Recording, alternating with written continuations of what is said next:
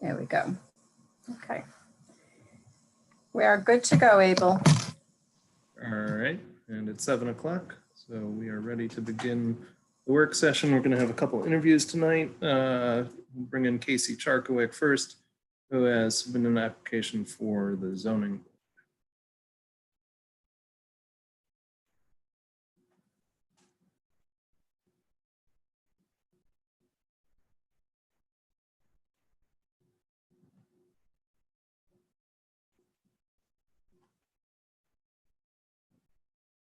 All right, Casey, you've been brought in as a panelist. You can unmute yourself. There you go. And if you want to be seen by us, you can click that little video camera icon. Hello, everybody. Welcome to this meeting. Thank you for submitting your name for consideration to be on the zoning board. If you haven't followed these interviews before, they're pretty simple. Just a few questions, and then we'll let you go on your way.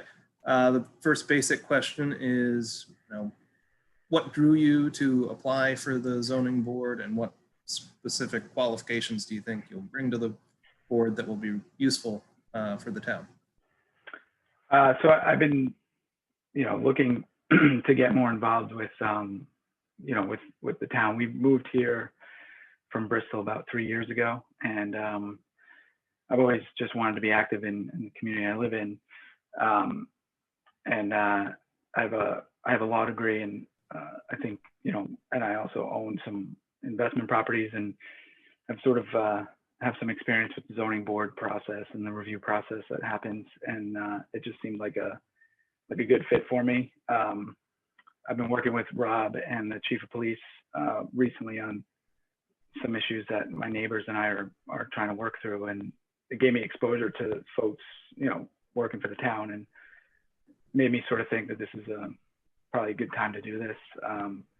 Rob's been great, and the chief's been great. Everyone else we've been working with have been really good, and so it just seemed like it would be a good fit.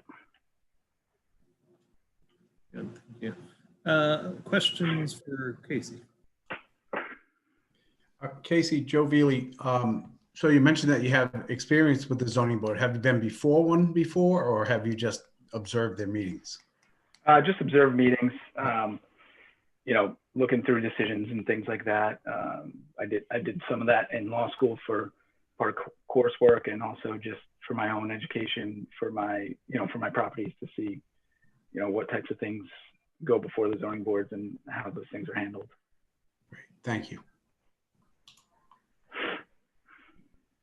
I have a question for you, Casey. Can you tell us more about your work experience, what you do as a profession? Yeah, sure. So, so I was a professional mariner for a decade or more, running boats all over, large passenger vessels like yachts and things, and tugboats, stuff like that. And I wanted to eventually settle and start a family, and so I went to law school with the goal of becoming an admiralty attorney, and law school just opened my eyes to a lot more possibilities. And I now work as in-house counsel for Textron in the corporate legal department in Providence. My main responsibilities are global anti-corruption compliance, internal investigations, external investigations, things like that. Basically what I do every day is I have to balance the interests between the business folks who want to meet their business objectives, their sales figures, and things like that. But I also have to manage the risk that's presented by some of these business decisions. And so I'm constantly trying to find a way to make both sides happy and to, maintain an equilibrium if I could. Thank you. Casey, this is Brian DeCruz. I just had a quick question. You mentioned that your interaction recently with the town manager and chief of police has kind of opened your eyes to local zoning issues. Whatever this issue you're having with your neighbors, it's something that's extremely motivating you to get involved, or is it just kind of opened your eyes to the process? It just sort of gave me exposure to, mostly to Rob, and just sort of, kind of reminded me of, hey, maybe this is a good time. And I've been, looking at a lot more of the town's documents and everything, and I saw the vacancy and sort of looked into it, and it just seemed like a good time and a good fit. Thank you. This is Deb Kelso. I have a question for Susan. On Casey's application, it says he's a registered voter since 2012, and he just told us that he moved here in 2017. So Yeah, that should be 2018. I don't know if it was a typo on my application. I Or didn't know if you had lived here prior and No. changed your voter status or. That would have been, I believe that was his registered voter date when he registered in Rhode Island, not necessarily in South Kingstown. I see. And your investment properties, Casey, are they here in South Kingstown or are they in other towns or? Right now, I just have 2 units in Bristol. We've been looking for more property in this area. Just timing hasn't been right. I haven't found the right thing. But right now, thinking of selling the Bristol property to invest in a property closer to home in South Kingstown. And the zoning board will take up some considerable amount of your time, and you're confident you have that to give because it's one of those boards where it's really important that you're in attendance. Yeah, I've spoken with my manager at work, and she supports it and encourages it, and as does my wife, and I definitely think I can dedicate the time to it. Great, thank you.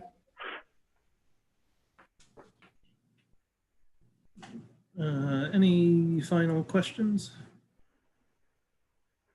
One other question we ask of a lot of applicants, Casey, is whether this is the only board you'd be interested in serving on. Are there other opportunities at the municipal level that are intriguing to you? Or to be honest, I haven't looked at other vacancies right now. I mean, the zoning board just sort of popped out at me, but I'm not opposed to serving in any way that I can. I really just want to try to. This is where we've decided to settle and raise our children, and I just want to be an active member of the community and give back as much as I can. All right, very good. Well, again, thank you for throwing your hat in the ring. We should be making a decision on this appointment soon, and we'll let you know. Okay. Thank you very much, everybody. Have a good evening. Good night. And now, so Michael Jeremiah, there he is. Let me bring him into the meeting.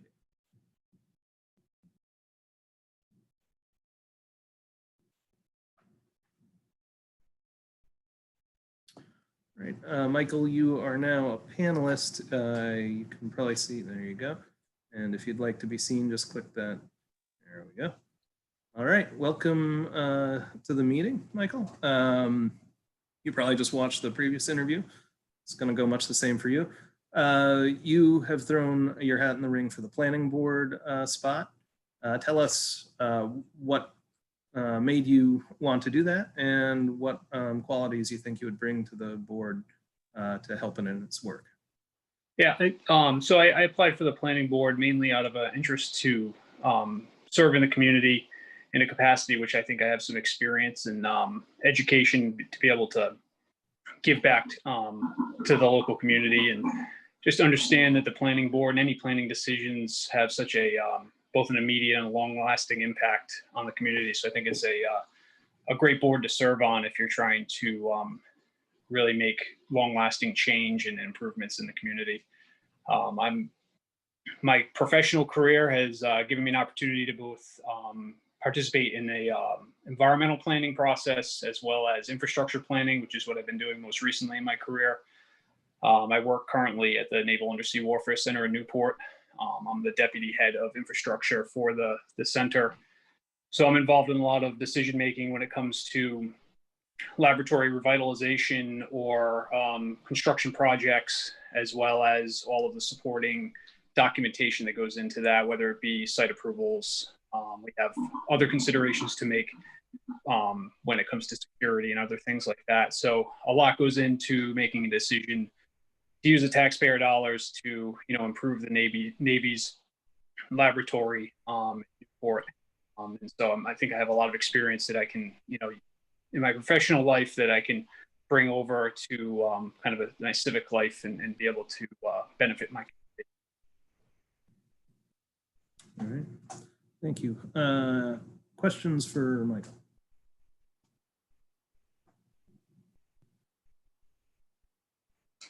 Michael, it's Deb Kelso. I'll ask you the same question that I asked Casey, and that's on time. Do you feel like you have enough ample free time to give to the planning board, because it's one of those positions that requires a great deal of your time?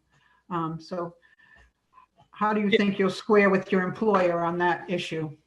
I've talked to my employer about it, and he actually encouraged me to pursue, a position on a planning board, or, and he supports my putting my hat in the ring on this. I think he sees that it's not only a benefit for my community, but it also benefits us back at work. I don't know, it's going to give me more of an education on some issues and things that I may not be aware of in my normal day-to-day professional life. So I definitely know I have his support, and I know that from following planning board issues and having attended meetings in the past, I have, some sense of an idea of what the time commitment is. I understand there's a lot that goes on behind the scenes that, the average citizen's not going to see, but I am prepared to dedicate the time. Great, thank you.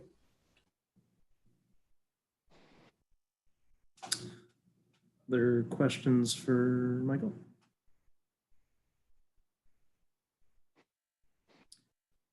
Did you say you had attended planning board meetings here locally? Yes, I have. Not in probably the last year or so. I do kind of follow along. I guess I should say not in the year prior to the pandemic, attending anything in person, but before that I have attended in different issues of interest, for myself, my family, my neighbors, as well as just following along kind of with the agendas and the minutes that are published online. In following the planning board, have you sort of developed any feelings about whether there are policies that could be updated, changed for the benefit of the community? I think that there's, the comprehensive community plan, I think is a good document. It's a good strategy. I know it's still in draft, and I guess moving that towards a final document, which is, is always a good thing to have a strategy laid out. And then I think acting on the recommendations in that plan and following through on some of that would be of benefit to the community.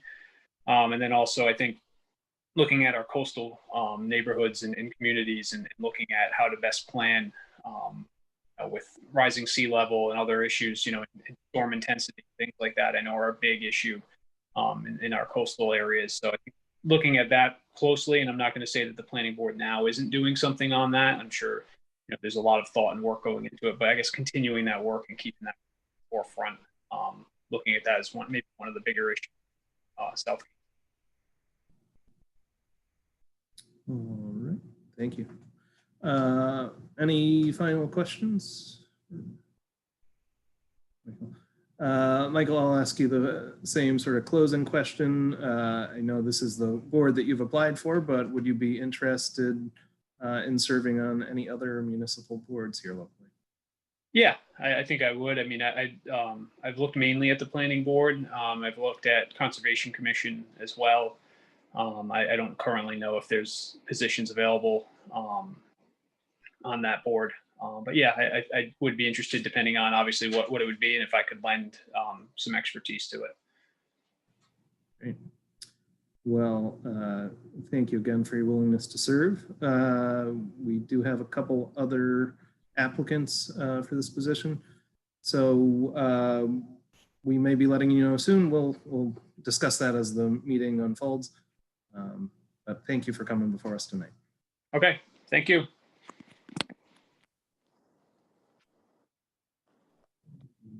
And that takes care of our interviews for tonight. Rob, if you'd like to take us through this agenda and any other commentary that you think would be useful for us, that'd be great. Sure. So it's a relatively light agenda tonight. And one of the things that we'd like to do with the council's permission, because we've got the opportunity to do it, is give the council a briefing on some of the things that we've not had a chance to give you briefings on in the recent past. I'd like to walk you through the revenue numbers so far this year. Don't want to give away the story, but the good news is there's not an awful lot of bad news. So it should be good to hear where we are on revenue. We've got some major projects that have made some progress. We'd like to give you an update on that. But before I jump into an entire briefing, which we'll give you during the manager's report, let's walk through the agenda. I'm pulling it up. All right. One licensee is already in the room. We've spoken to him. You've got a license here tonight looking for a private investigation license. We've got a couple of,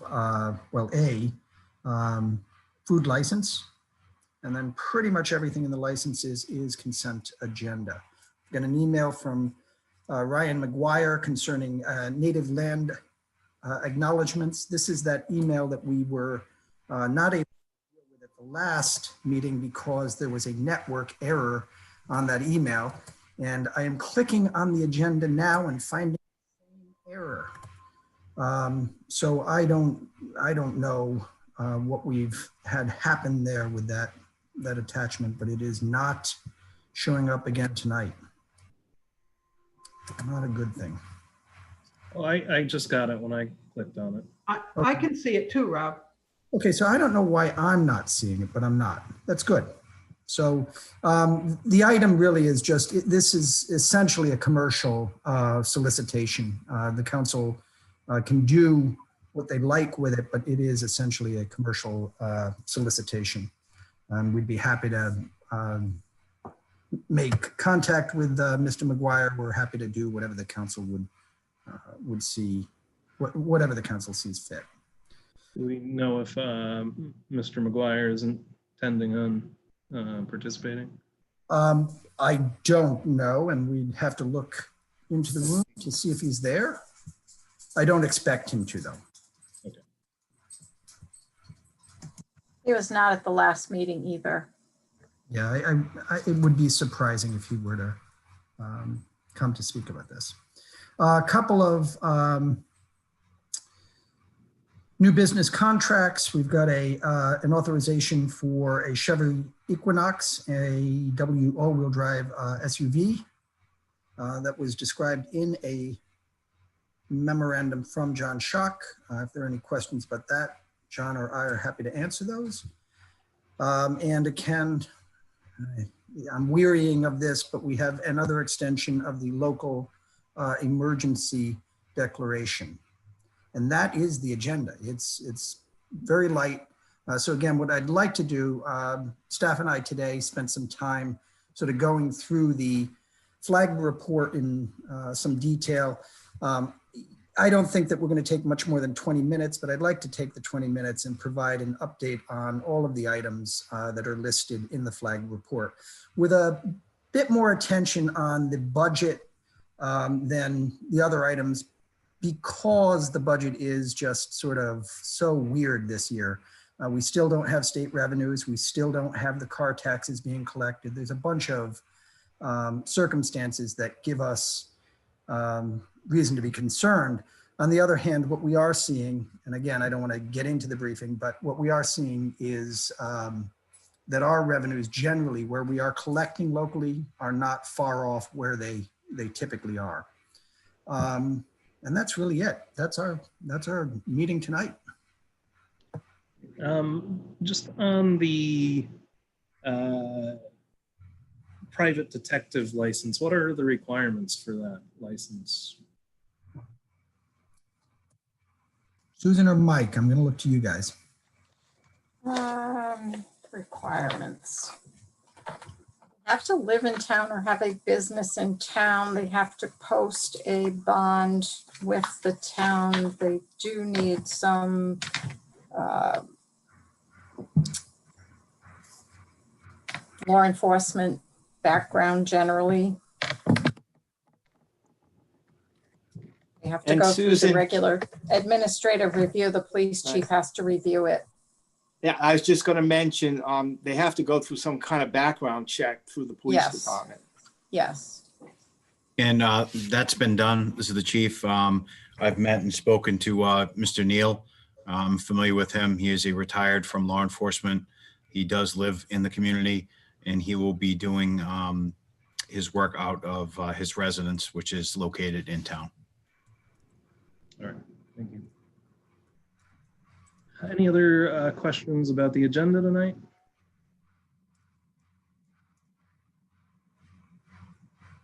All right. Well, if there's no more to discuss right now, then we could have a 9-minute recess here before we get started with the regular meeting. People can leave their cameras on or turn them off as they will. And we'll see you back here at 7:30.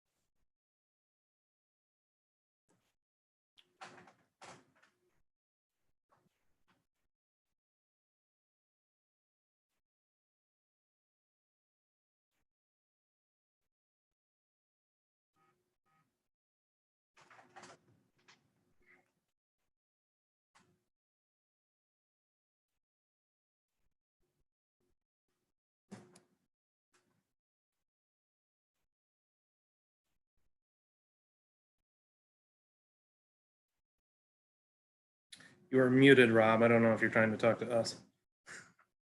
I've got Zach on the line. I'm sorry.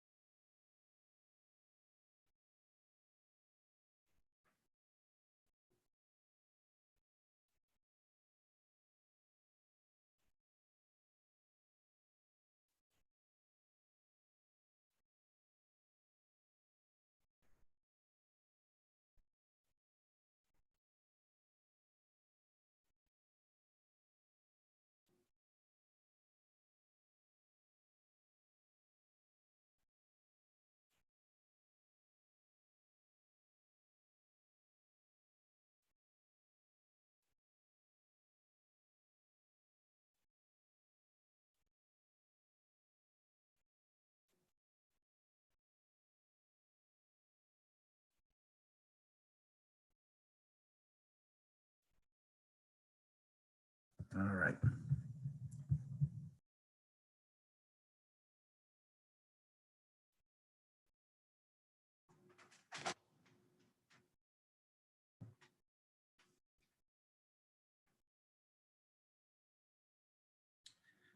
All right, Susan, it is 7:30, so if you want to put us on clerk base or do whatever it is that you do that makes us ready.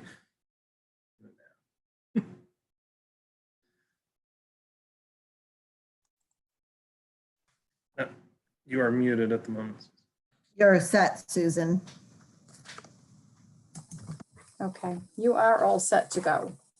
All right, very good. Sorry about that. Don't worry. All right, welcome everyone to this meeting of the South Kingstown Town Council. It is Tuesday, October 13th. The time is 7:30. Our first order of business, as always, is the pledge to the flag. Susan, you would please lead us in that? Yes, I will. I pledge allegiance to the flag of the United States of America and to the republic for which it stands, one nation, under God, indivisible, with liberty and justice for all. Thank you very much. And will you please take the roll? Council President Collins, Here. Council Vice President DeCruz, Here. Councilwoman Kelso, Here. Councilman McEntee, Here. Councilman Beely. Here. All members are present. Thank you. Item 4 on the agenda tonight is the approval of minutes of previous meetings. Rory McEntee, I'll make a motion to approve for A and B. Deb Kelso, I'll second that.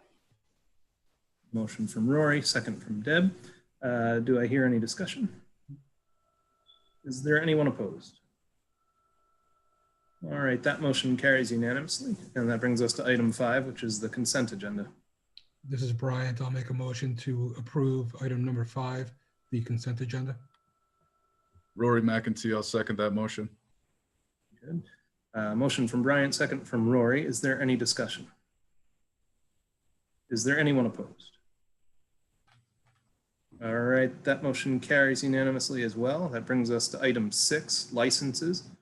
6A is a resolution granting a private detective license to DSN Investigations and Consulting, LLC, of 650 Moonstone Beach Road in Wakefield, application by David Neal. And David was here earlier. He's still here. Okay, good. I brought him and he should be right here. Thank you. So David, you are muted at the moment. You can unmute yourself. There you go. And if you'd like to be seen, you can click on that little, you muted yourself again. Okay, that's good. Perfect. Good evening. How are you doing, David? Very well. Thank you guys for your service. Greatly appreciate what you do. Thank you. Tell us a little bit about DSN Investigations and Consulting. So I currently work 40 hours a week at the U.S. Attorney's Office. I do the community outreach and crime prevention. This is just going to be a very minimal side job for me. It's I have an opportunity to do some background work for a couple of different companies. I have the address listed out of my home, but I will not be allowing any clients to come to my home. I will be meeting people outside of my home. No one will be allowed to come to it. Basically, I meet all the requirements. I served 25 years with the Rhode Island State Police, retired in good standing, never been arrested, no felony convictions, left the state police, again, in good standing. So I can't even really tell you the amount of hours that are going to be dedicated to this business, but they will be minimal. Like I said, I currently work 40 hours, so I'm taking it very slow. I have an opportunity to help a couple of business people. Good, thank you. Any questions for Mr. Neal? Mr. Neal, this is Brian DeCruz. I think I met you a long time ago, SK Wellness. Yes, absolutely. Yeah, I still participate with Heidi Driscoll. They do a phenomenal job. Thank you. And you did a lot of great work and supported them very well. Thank you very much. Any other questions? No, Joe Veely, I'll make a motion to approve agenda item 6A.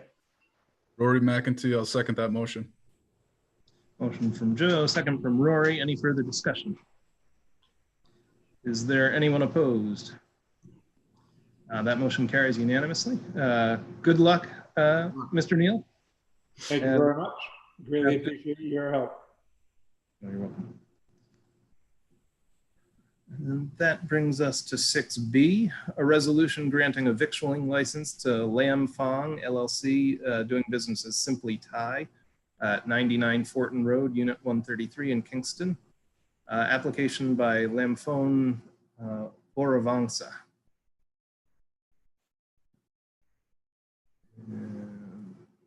Let's see. Don't know. Is there anyone on the call in the meeting who is here to speak on behalf of this license application? If you are on your phone and want to raise your hand, hit *9.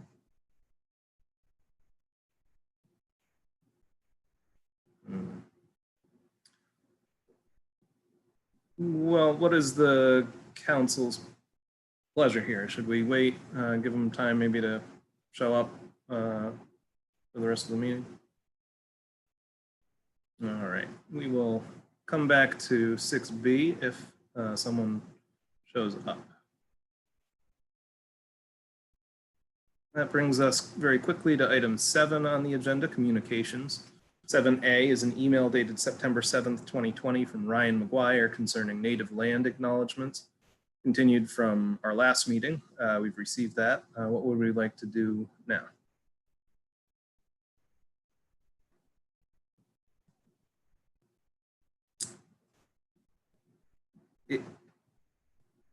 Seeing this agenda item did remind me that last year around this time, the issue was raised about recognizing Indigenous Peoples Day, and we had talked about making efforts to reach out to the Narragansett tribe. I think those efforts did not succeed, but perhaps this can be an inspiration to try that again, to see if we can engage with the tribe, and we could forward this communication to a work session if we can get one established. Yeah, I'd be happy to reach back out. We made several attempts and in fact made some contacts with the tribe, but we weren't successful in getting a meeting. They really just didn't want to follow up on a couple of requests. But I can certainly reach out again and see if maybe a discussion about acknowledgement of lands might be a good topic to have a conversation around.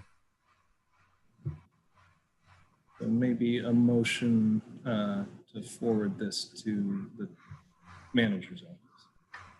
It's Deb Kelso. I'll make that motion to forward this communication 7A to the town manager and have him follow up with the tribe. This is Bryant. I'll second that. We have a motion from Deb, a second from Bryant. Is there any further discussion? Is there anyone opposed? All right, that motion carries unanimously. And that brings us to the end of communications. To item 8, comments from interested citizens.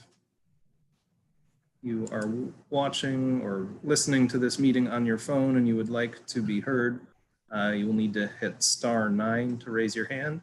If you're on your computer, there's a little icon for raising your hand.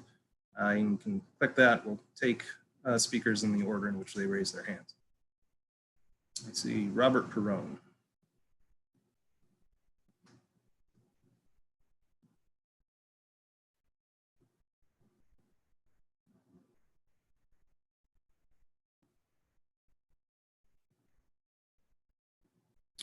All right, Robert, you are in the meeting now. You just need to unmute yourself. And if you'd like to be seen, you can click on that. There you go.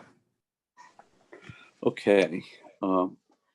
This is my first time speaking out at one of these things, so I don't know if this is the time or the place to do this, but I'm talking about my neighborhood, Tri-Pond Court, and the goings on at the Pump House Music Works. Is this the appropriate time to talk about this or bring up my thoughts? It would be the appropriate time, correct? All right. So I live next door to the Pump House. I've been here for 19 years, well before it had come into thing. But for the past few months, we've been dealing with extremely loud music, traffic, and safety issues. Cars being parked next to the fire hydrant, next to the Pump House, and along Route 108, especially in the last few shows, which of course is, I think, traffic and safety issues. The crowds have been quite large, especially in a time of COVID with the numbers going up, where whenever we drive by, we see large amounts of crowds. And the concerts are becoming more and more away from, what we thought it was supposed to be. It was supposed to be like jazz and, folk type music, but it's becoming more rock type music and Grateful Dead type music. And it seems to be gathering a younger crowd, especially URI students. So that's a big concern of ours, especially looking at the bar setup. There's no plexiglass. People are lined up along the street, along Dam Street, to get their drinks from the bar, which I thought wasn't allowed per the governor, because this is more and more to me of a outdoor nightclub.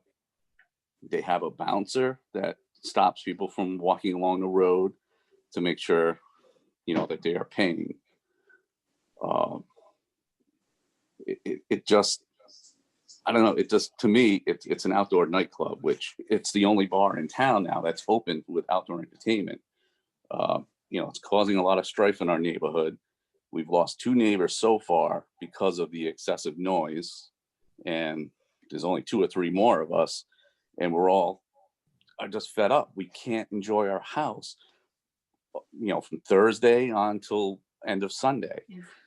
Inside the house, the sound just comes inside the house, even though there are times where it meets the 60 decibels, but we're talking about concerts that go from 1 o'clock in the afternoon to 9 o'clock. Sometimes it starts at 4 in the afternoon and goes till 9, but it's just a constant sound that is just permeating through our closed windows. And it's just not, we just can't enjoy our neighborhood anymore. Lost that, because this was not, in my opinion, the original intent of this business when it first started. All the concerts were supposed to be indoors. Then COVID hit and an outdoor license was issued, but the neighbors weren't thought of what it's doing to us. And it's just a horror show for us. And we've been having weekly meetings with the town manager, the police chief, and Dan Collins, the owner of the Pump House. We've been working, trying to find solutions, but none of the solutions are sticking. And now the concerts, there's no more, they don't seem to want to work with us anymore, because now the sound was over 63 this past weekend. The police came and they documented it. I don't know if they took any action against it being over the limit, but I don't know. But it's just, we're at our end of our rope. So we're not sure when this license is going to end as far as this outdoor entertainment, but it's something that has to get recognized by the council. And you can speak to the town manager, you can speak to the police chief. They have all this documented, and from what I know, the police, whenever they come, they're fed up with this too. They got more important things to do in town instead of coming over and working on the parking situation and the constant noise complaints that are happening. And I'll end it at that. It's just, we just hope something can get done, because one business is ruining the lives of the 5 families that are living on this street. And I'm assuming the surrounding areas as well. So that's all I have to say on this subject. Mr. Perone, this is Brian DeCruz. Normally, you don't ask questions during comments, but I just wanted to clarify something. You said something about you've lost 2 neighbors. Yes. Does that mean they've sold their house or they've moved? Yes. Yeah. I'm sorry. Yeah, they sold their house. And one's moved out of South Kingston. They went to, Richmond, and then the other one doesn't have a house. They just sold their house just so they can get away. They couldn't take it anymore. And right now, with the market being the way it is, they can't find anything, but they're just happy that they're going to be leaving the neighborhood and they can go about living their lives. When they come home from work, they can just sit and relax and not have to deal with the constant sound. Thank you. You're welcome. Thank you.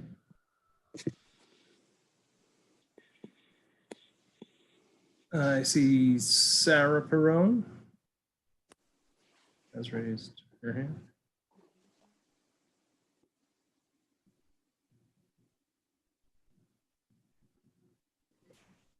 Hello. Sorry about that. I hope you can hear me okay. And I'm not a great video person here, so I apologize. Similar to what my husband said, I just wanted to comment and say that, I understand that this was also addressed in a previous meeting. We were not able to attend. So unfortunately, we weren't here to speak up last time this came about on the agenda or in some kind of conversation that was addressed. And we do understand that tonight in the meeting that we'll actually be looking, you'll actually be discussing the extension from the 13th, I think it is, till November 9th of the emergency ordinance.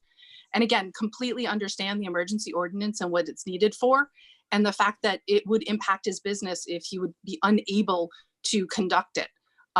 As my husband had said, we've been trying to work in conjunction, because having them in the neighborhood is never a bad thing. It's just the fact when it impacts lives and when routinely and continuously the sound levels are exceeded and the parking continues to be an issue.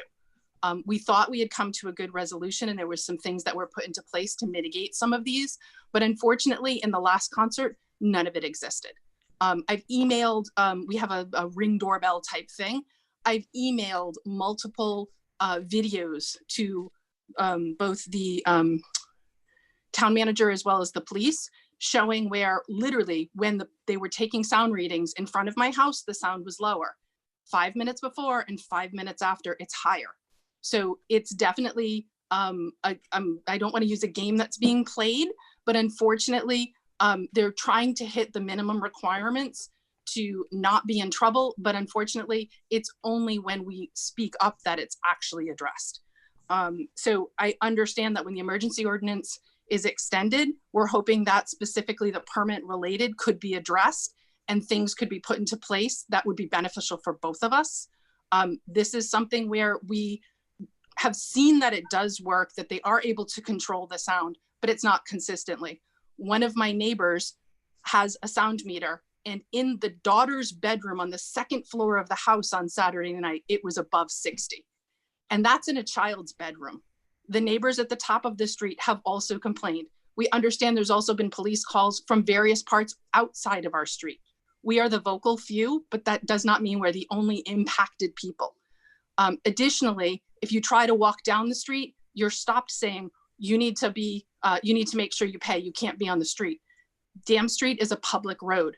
During the most recent festival that they had, which was not this Saturday, the previous one, I think it was the 8th, they actually had a vendor tent set up in the street, not on Pump House property.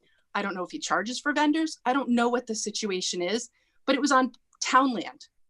And those are the things that as not only a resident, it just is not good business. And it seems like it's flying in the face of regulations with the town.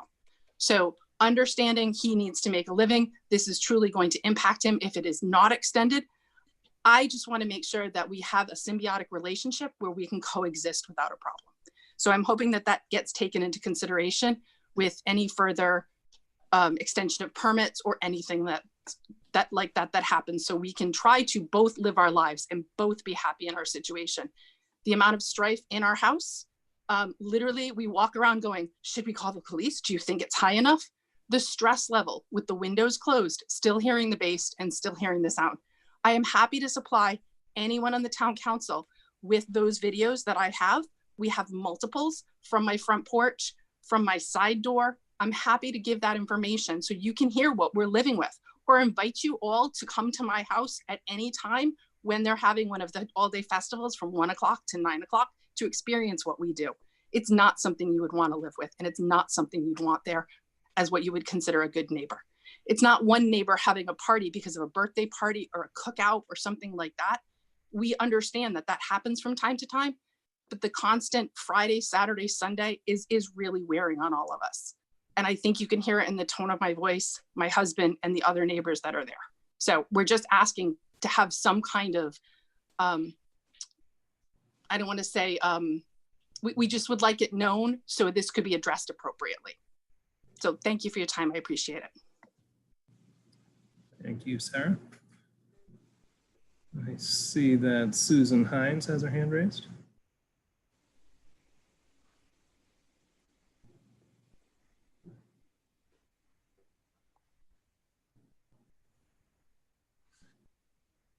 All right, Susan, you've been brought in as a panelist. You can unmute yourself by clicking on that microphone icon.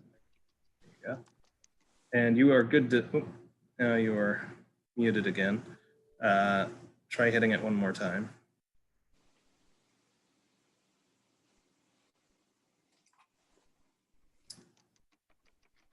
All right, you are unmuted now, Susan. Hi, I've been on your Zoom before, and the reason I'm calling in tonight is because I'm concerned with the Lavender Waves Farm issue, and we've had numerous people write to the town council. Now, the meeting in September, Amy Goins, I believe, said that the issue would be referred to the planning board. And then again, the last meeting of the town council, it was going to be referred to the planning board. Now tonight you went over communications and you referenced the Native American one, but you didn't even reference the Lavender Farms communications at all. There was no mention made of them. And I wonder how this works. I honestly do not know how this situation works. And if you could explain it to me, I would appreciate it. Sure, that is because those communications, you can see they're labeled as 7C, were on the consent agenda.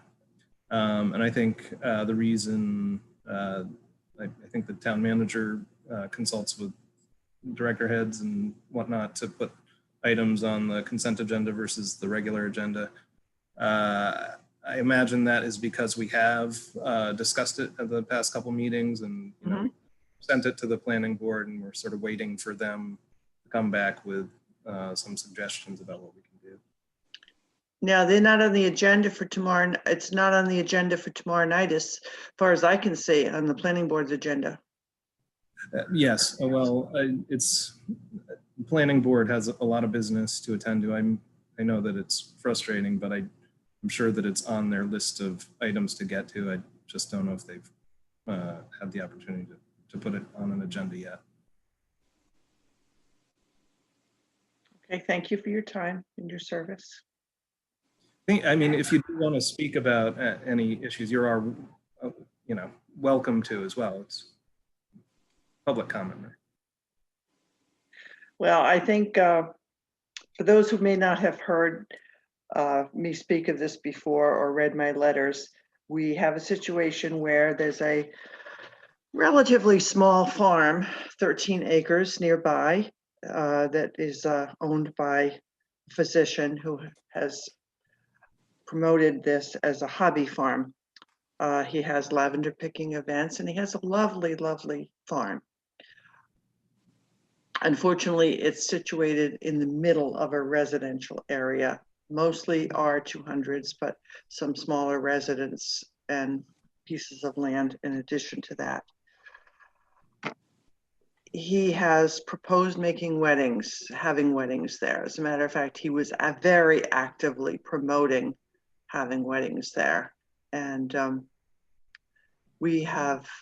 you have in your file a letter today from someone who is speaking from personal experience on what sort of commotion weddings bring to the community.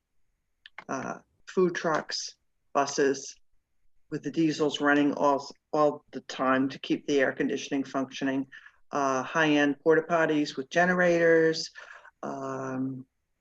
lights, and of course, obviously, the magnified sounds as the previous woman was just speaking about.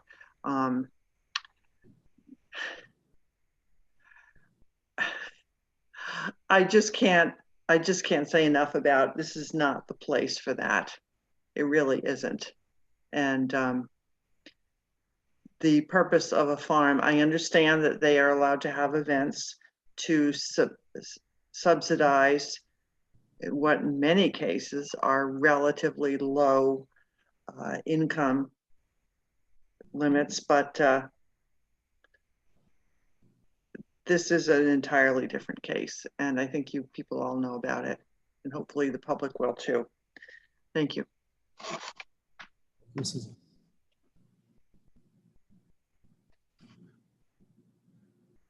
there anyone else who would like to speak tonight?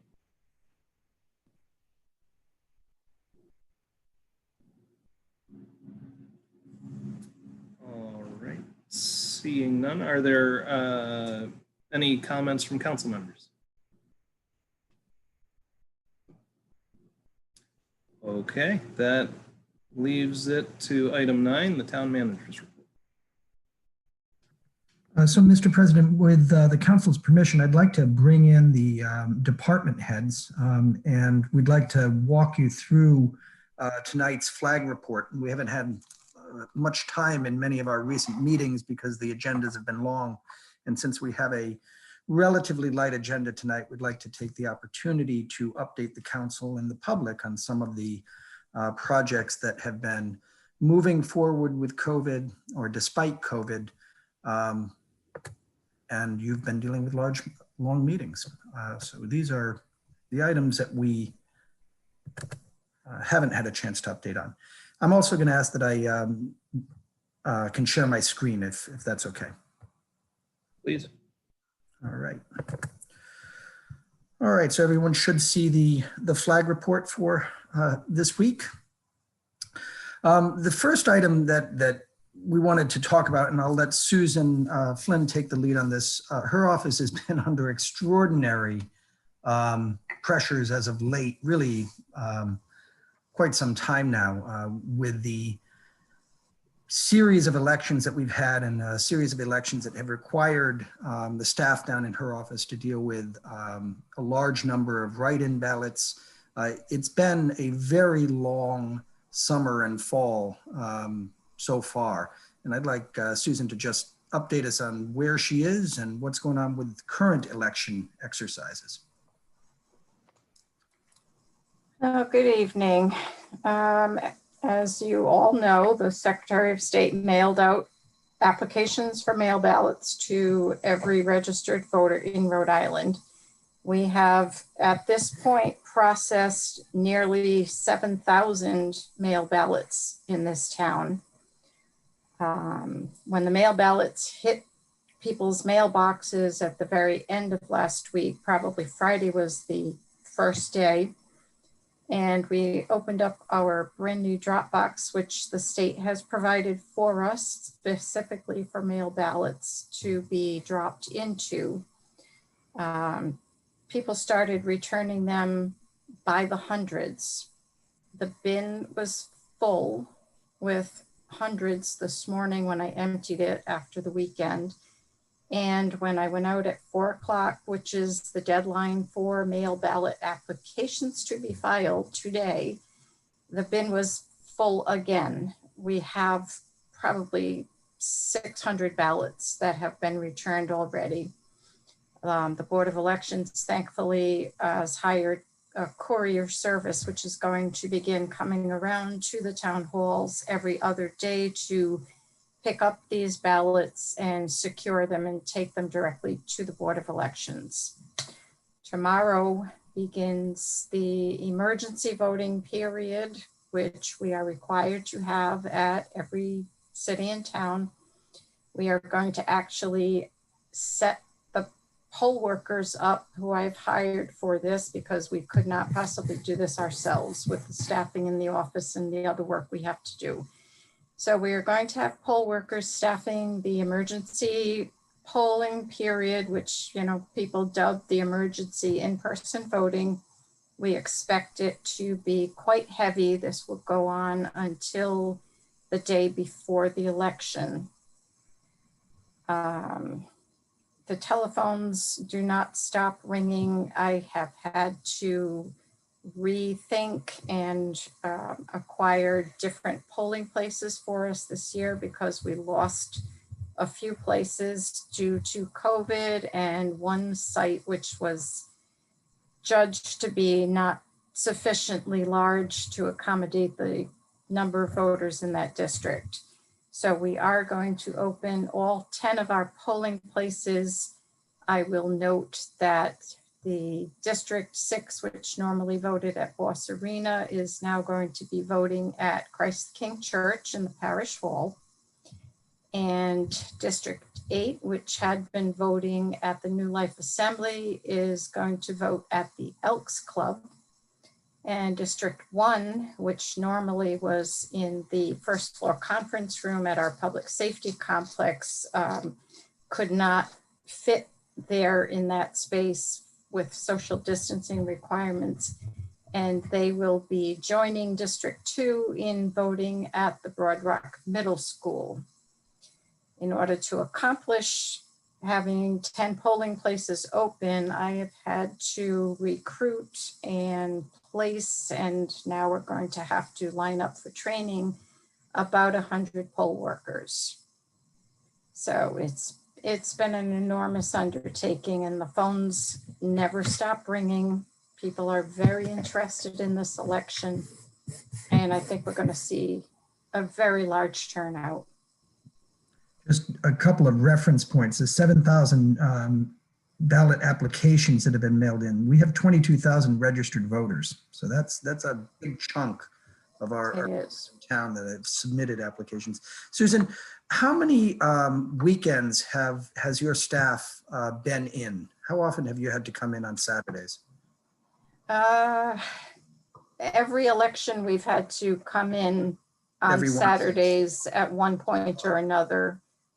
We take laptops home when we get the chance, and the girls come in early.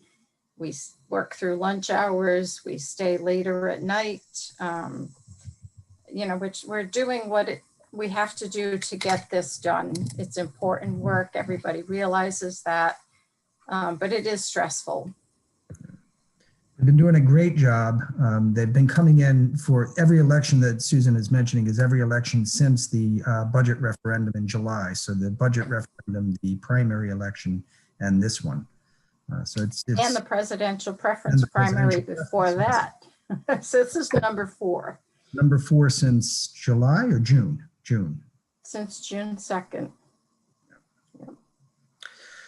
So there's been an awful lot of work, and they've done incredible work. They've kept everything going. We haven't seen errors that the state is, you know, going to come in and worry about. We're really, it's been a phenomenal effort down there.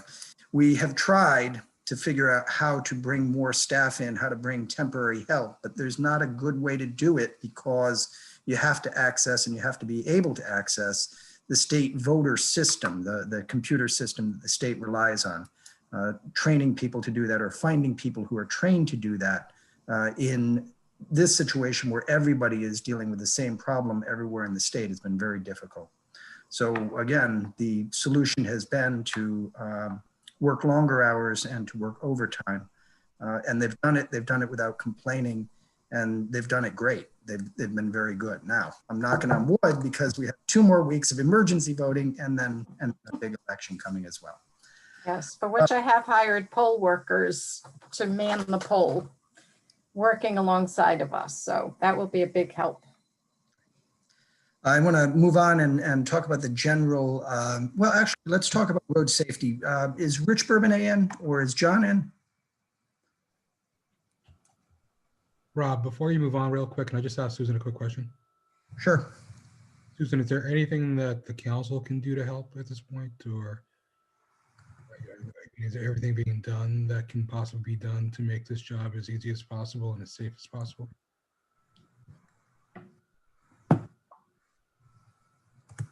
If we need more money for anything, if you loosen the purse strings, you know, we've had to buy plexiglass shields, as you've seen at the polling locations.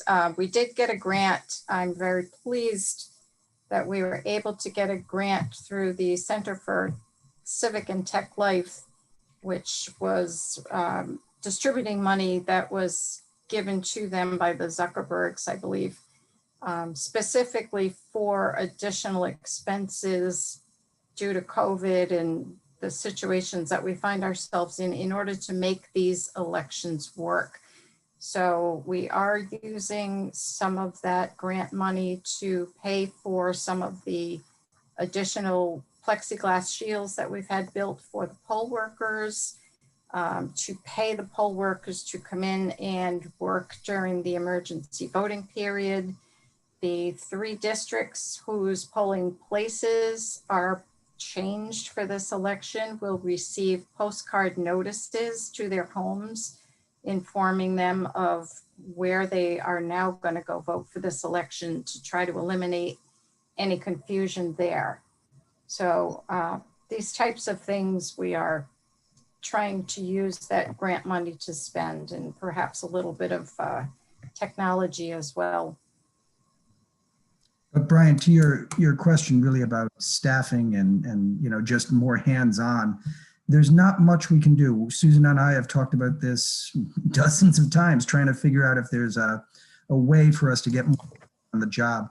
The thing that we have been able to do is Jean Larson from the manager's office has gone down and has helped process paper, literally just stamping things, receive, that kind of thing. And starting this week, well, really starting Monday of next week, we're finally going to be able to get somebody to start answering the phones so that they're not trying to answer phones and process information coming at them in paper form at the same time. So I think we've done what we can, and hopefully this next couple of weeks is a little lighter than we anticipate because people have got those ballots in. The applications were 7,000. We don't know how many ballots have come in. So if that's a high number, we're in good shape. If it's a lower number, we have a number of people who just didn't decide to send it in or decided not to send it in. Then we may see more people over the next couple of weeks at town hall. And it may also be that we've got folks who choose to wait until election day. We just can't know. There's no experience that's going to give us a good prediction on this one.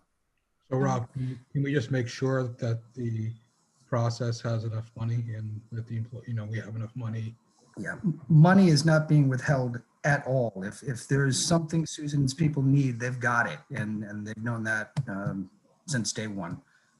It's nice to have the extra money that Susan was able to get with the grant, but money has never been an issue. We're not going to let sort of fiscal restraint interfere with the operation of democracy. If we need to get something for Susan's office, she's had it. Again, the way we've handled the people problem is overtime, which is hard on the employees, but it works. They know what they're doing. They do it well. They do it efficiently, and it works. It gets done. And if I might say something about the mail ballots, we've had a lot of inquiries from people who say that they applied for a mail ballot, but now they don't want to vote their mail ballot. They would prefer to go in person because they're afraid it's not going to get counted. I implore you to please vote your mail ballot. If you do not want to put it in the mail, bring it to town hall, put it in our secure drop box that is right outside the door. As I said before, the Board of Elections is sending couriers down to pick them up every other day and transport them safely to the Board of Elections, where they will be scanned and counted. Unfortunately, once you have applied for a mail ballot, you cannot go vote at the polls and insert a ballot in the machine because you are marked in the state system as having applied for a mail ballot. So it will eliminate a lot of problems and frustration for people if they take that ballot, which is the same ballot that you're going to get at the polls, vote it in the privacy of your home, bring it to town hall, put it in the drop box. It's the safest way to go. And also regarding the Dropbox, there's surveillance on the Dropbox, right? Yes, there is. And can I just ask one question? Ballots, mail ballots are accepted at town hall in the Dropbox until when? Until 8 o'clock on the night of the election. There will also be drop boxes, smaller portable drop boxes placed at every single polling location so that if it's more convenient for someone to run over to the polls on election day, they will be able to go inside the building. There will be a greeter there monitoring the box, and they will be able to place their mail ballot in its envelope right into that secure box, which is going to be transported to the Board of Elections just like any other ballot. So they've made it very convenient for people. And just one suggestion, if we can get the town's website to give the instructions that you just gave, Susan, like if you applied for a mail ballot, I think that needs to be there. I had someone call me yesterday about dates and times, which I looked, and that's not there currently. But to encourage people to use those mail ballots that they applied for, I think we need to put that in plain speak on the website. Okay. And also that if you applied for a mail ballot, you're not going to be able to vote in person using a machine. Right. Everything Susan just said to us. Correct. Correct. The other thing to note about elections is the bond referendum notice was published in the newspaper last week, so that voter information packet is available to residents. It's also up on our website and is available to folks there. The map indicating the new polling places is out now. It's available now, and that should be either on the website today or tomorrow. So you'll be able to go to the website and also see where your polling place is on a map, which is kind of a nice thing. Right. And Rob, those inserts are also available to the public at the Peacedale Library, the Neighborhood Guild, the Recreation Center, and in front of Town Hall. All right. So I did see Rich Bourbonnais. Rich, you want to give us a quick update on where we are with the road safety projects? Well, we're in the process of preparing an RFP that'll go out to traffic engineers to try to develop a plan that helps us with traffic calming issues in town. So the RFP is going to be structured such that there'll be a portion of it would be dedicated to some general ideas about what we can do to some of our roads, and maybe base that analysis on the type of road, either collector road, local roads, things like that. Then a portion of the RFP is going to be more specific, and it'll look at a few different roads in town that we already know are a problem.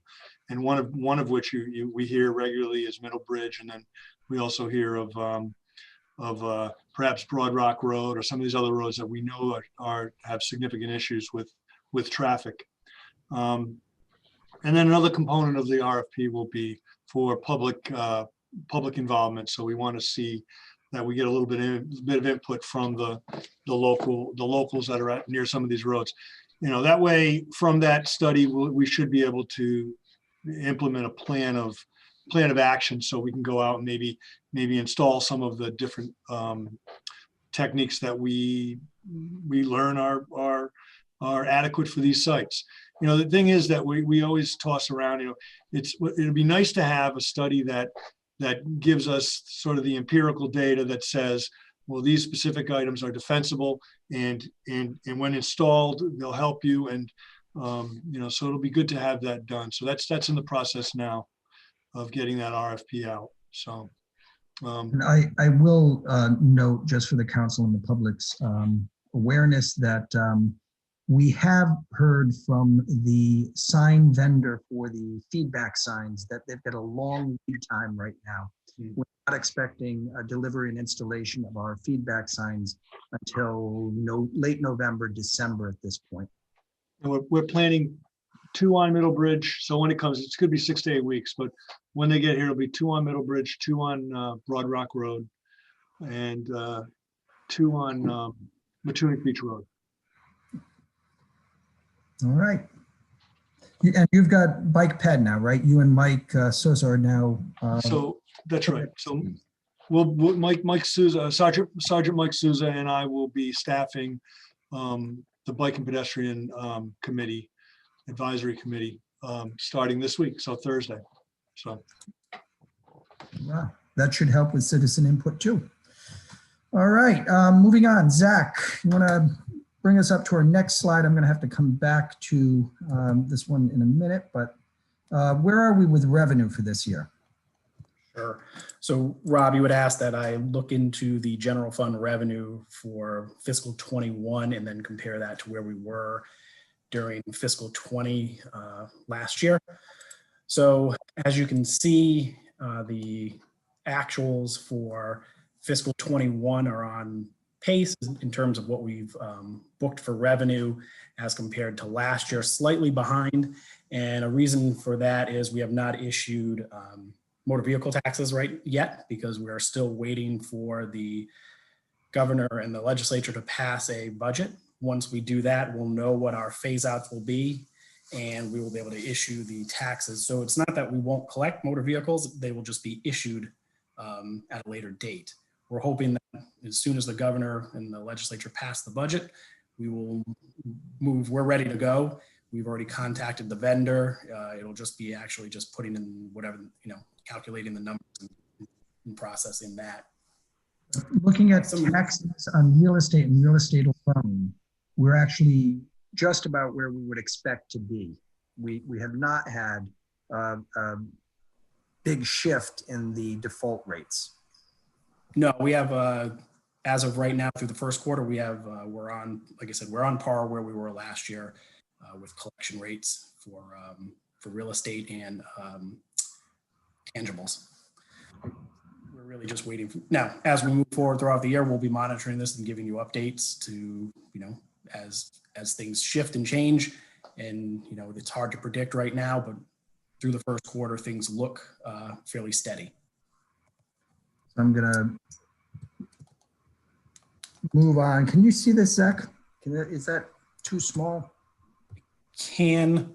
I can.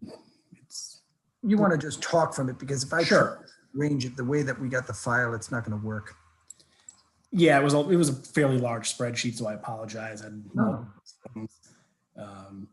Those collection rates, what we showed as a percentage of the budget, change in budget was a 1.5%. For example, if you look at taxes, and the collection change is just a change in the percentage collected throughout the year, which shows a slight decline. And that biggest driver is because the motor vehicle has not, we would have collected a quarter for the motor vehicle tax by now, which we just haven't, and that's really explained because we just haven't issued them yet. We will get, like I said, we will get caught up. We will issue bills. We will provide information to all the taxpayers. When those are ready to go, we are updating the website for language, keeping people informed that we're still, kind of in a holding pattern, like many communities are still holding to and waiting for the state legislature to pass a budget. I'm going to jump now to the tax collector or tax clerk. I'm sorry. Yeah, so what we did is we looked at some of the departments and isolated them out just to kind of show you some of the larger ones. The town clerk's office through the first quarter is, again, we're seeing things holding fairly steady. This is and keep in mind, this is a snapshot in time. So this is as of 9/30. Some of these numbers have changed in October, so they've gone up a little bit. But as of 9/30, you can see recording fees are, those have still been taking place even through COVID. Same thing with the real estate conveyance fees. Probate fees they're all slightly up, and as a percentage of the budget are where we would expect it or exceeded. The alcohol revenue, those go out at a particular point in time. This is a time, I think this number is actually closer to where we were last year. It was just a timing difference from when they went out and when we've actually recorded the payments.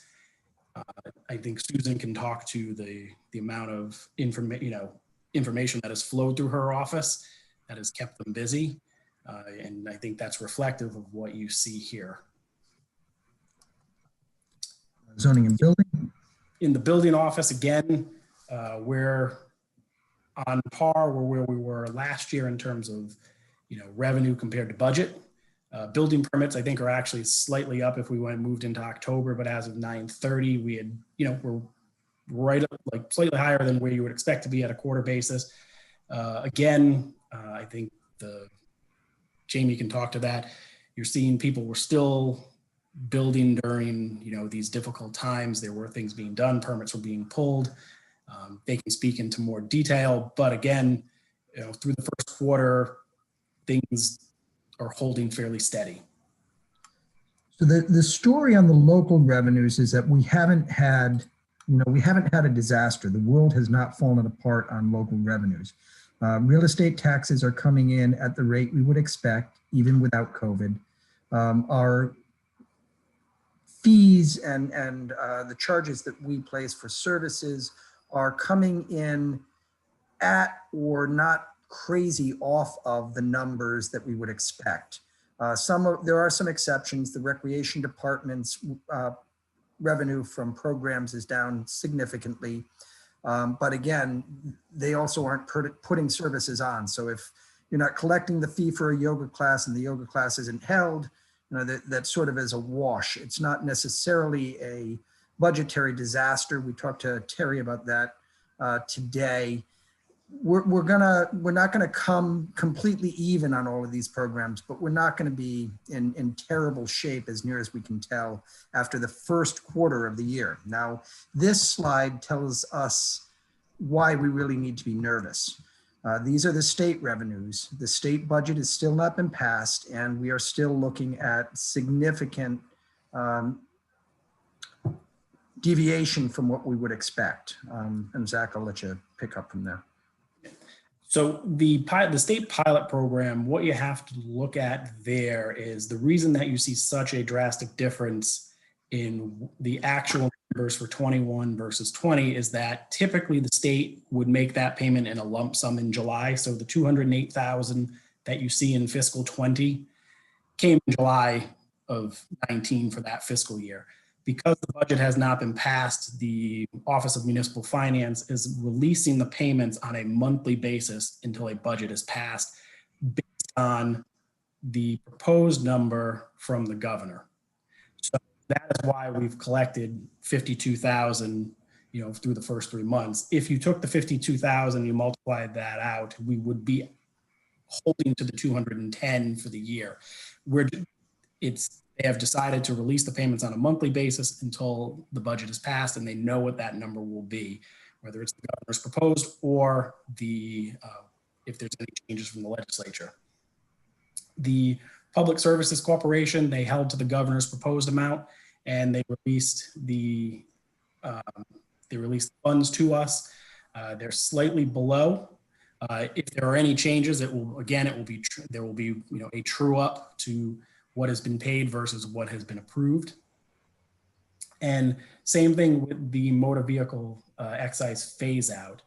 They are, again, only paying that on a monthly basis. It's the same as last year. They're going to hold until the governor's passed versus what's in state law versus what the governor has proposed. If there are changes, we'll be notified and we'll have to make the necessary adjustments. The numbers that we have to pay attention to and I think really watch, and we'll see how they come out, will be the meals and beverage tax and the hotel tax. So you can see that the meals and beverage taxes are slightly down where we were last year at this time. Meals and beverage were 301,000 we had collected. Through September, we've collected 218,000. Obviously, we know that the payments typically run about a month in arrears. So we will probably just be getting the September payment sometime in the next, I believe, week or two from the state. The hotel tax, again, is down, not as much, but still down. And those are, where we are really watching to see where we come in. Those probably have the most variability compared to the other ones that are tied to the governor's budget. And as those come in, we'll know better and we'll keep you apprised, and we will make the necessary adjustments in our operations through cut back in spending. We will watch what we have to do for capital expenditures. We will do everything we need to do to try to offset any potential changes with cost saving measures. But these are quarterly numbers. So the difference between what we took in last year, the 301, and what we've actually taken in this year, the 68, and what we've already taken in this quarter, if we stay at these trends, these numbers could be pretty dismal. We could be $400,000 shy on state pass-through revenues. It could be a pretty significant number. We've got to watch it. The hotels are particularly problematic because, as a lot of folks have read, the University of Rhode Island has taken a chunk of hotel rooms in 3 of our hotels here in town, and URI is tax exempt. So we're not expecting to see hotel taxes generated from those rooms.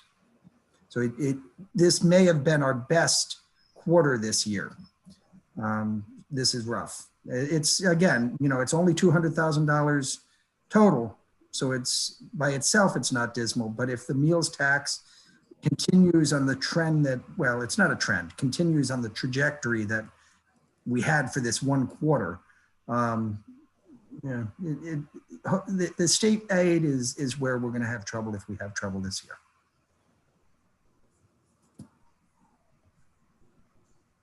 Any other thoughts, Zach?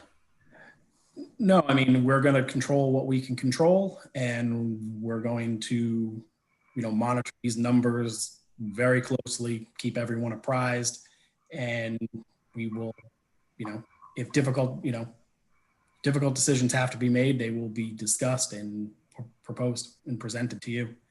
And if you have any questions, I'm happy to, answer them. And if you need any further details or analysis, I'm available. So we are in a funny place. We have started developing our budget for next year. We don't have a completed budget because we don't have the actual state revenues for last year. But we will be putting together our capital budget and plan to deliver it on December 1st, as is required by the charter. And we are on schedule to produce the budget according to the timeline outlined in the charter. So it's a weird budget year. It isn't as bad as it could have been, for sure, so far. We've got our fingers crossed, and we're going to have to watch this for quite a while. But so far, it's not a disaster. And again, we have met with almost, I think, all the department heads and talked to them about the upcoming fiscal 22 budget in terms of capital, what their needs are. And we have tried to set a very realistic expectation that, we could be coming into a challenging year. So we want to make sure we address all critical priorities. And then if we can, we'll address some of the, some of the other ones, but we want to try to hit the critical ones to make sure that we don't see an interruption in services provided by the town or any lack of services for the taxpayer. We have our first internal meeting scheduled with the schools on Friday of this week. It's going to be another tough budget year, but again, we have lots of things to keep an eye on. We have lots of reason to be optimistic about ending this budget or coming through this budget well, and we have good reasons to believe that we can build a good, solid budget for next year. John, I want to talk about asset management software and where we are in that project. Sure. So we've had budgeted for a number of years asset management. Many of the different departments have different software for managing their assets. We want to try to get one uniform software that can be used throughout town, whether it's facility, wastewater, water, highway division. So it's a pretty exhaustive process, similar to what we went through with Munis many years ago for the financial software. So we've received a number of proposals. We've shortlisted those. We've conducted the interviews. And now we're trying to hopefully have a recommendation to the council for the next meeting, if not the next meeting, probably sometime in a meeting in November. And that will give us a platform that all departments can work from prospectively for complaints, preventive maintenance work orders, that and also documenting operation manuals for various equipment. So it's going to be a big improvement for all the departments once we get it on board. So we hope to have a recommendation to the council sometime, either the next meeting or the meeting thereafter. It's almost the management of all things software package. It really is an amazing suite. And it will be GIS integrated, which is big for us. So, if a customer or property owner has a complaint, they call it service request, be politically correct. We can tie it to parcels, whether it's a drainage complaint or a tree complaint. So it's going to be a valuable tool for us to be able to manage our assets prospectively. All right. Last time we spoke about the adult daycare center, we were temporarily suspending operations at the daycare center. Last week, we went out to request proposals for continuation or starting operations up there. Terry, you want to just tell us what we're looking for? Sure. Good evening, everyone.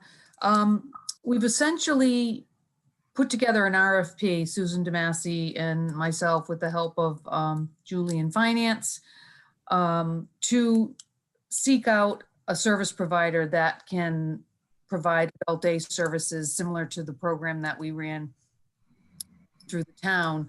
But we're looking for existing providers that are already licensed and are basically good to go with almost a turnkey operation. The facility is up to speed in terms of code and what is necessary for any daycare provider that is licensed already. So we are seeking experienced and licensed providers. We are aware that this is a difficult time in terms of elder daycare, long-term care facilities with the, just knowing that COVID-19 is, taking a toll on the over 70 population. But we want to put it out there. We feel like this area definitely needs a service. So we think that we will get some interested parties. It's just a matter of timing in terms of when an agency may be able to get up and running. But we're hoping to have some folks come through over the course of the next couple of weeks and see if we can get some viable proposals on the table on November 6th. I'll take the next one and just note that last week, the council president, John Schock, and I met with 3 residents who have been advocating for increasing parking down on Green Hill Beach Road. I fully expect that we're going to see some sort of a request on that sometime in the near future. Outdoor venue noise and parking. I'm going to just wrap this one up pretty quickly with the information that I think folks should have. Someone in citizen comment had noted that October 13th was the date on which temporary outdoor permits would end. That's not correct. It's actually October 31st. I know that Jamie Gorman had reported in a meeting that it was October 13th. He was looking at a screen that had a transposition on it, and it's actually October 31st, not October 13th. The way that we got to temporary outdoor service permits was through an executive order that was then ratified by the council. The council's ratification, the ordinance that the council put in place, actually has a suspension date for the permits issued under the ordinance of December 8th. It was 6 months after passage of the ordinance, which was June 8th. The folks who have had no challenges, the folks who've had no issues whatsoever, we think we can administratively extend those to December 8th if there have been no complaints, no noise issues, no calls for the police. We have 16 permittees. I believe 13 of them are in that category, and the other 3 have had issues that will probably require the council to review the applications. I'm working with Mike Ursillo to figure out exactly how that needs to be done, but it is likely that some decision by the council is going to be necessary on 2 or 3 of the outside permittees. Bidding on the public safety radio project. Is Lance on? Do we have Lance on? All right, I'll summarize this one. Lance did go out to bid. He had a request for proposals for the radio, public safety radio network that we need to build out. He had 1 response. That response came in over our expected budget significantly. We have lots of reasons to think that they did, but they did not necessarily respond in an appropriate way. We, for example, had asked for 5 radio towers. They responded with a network that had 9 radio towers instead of 5. We've got our consultant working with that bidder to see if we can get a responsive bid out of them. If not, then we'll probably have to go back out to bid and just tighten up the request for proposals to make sure that the next set of proposals doesn't deviate from what we asked for. That's what we got. John, you want to take Old Tower Hill Road?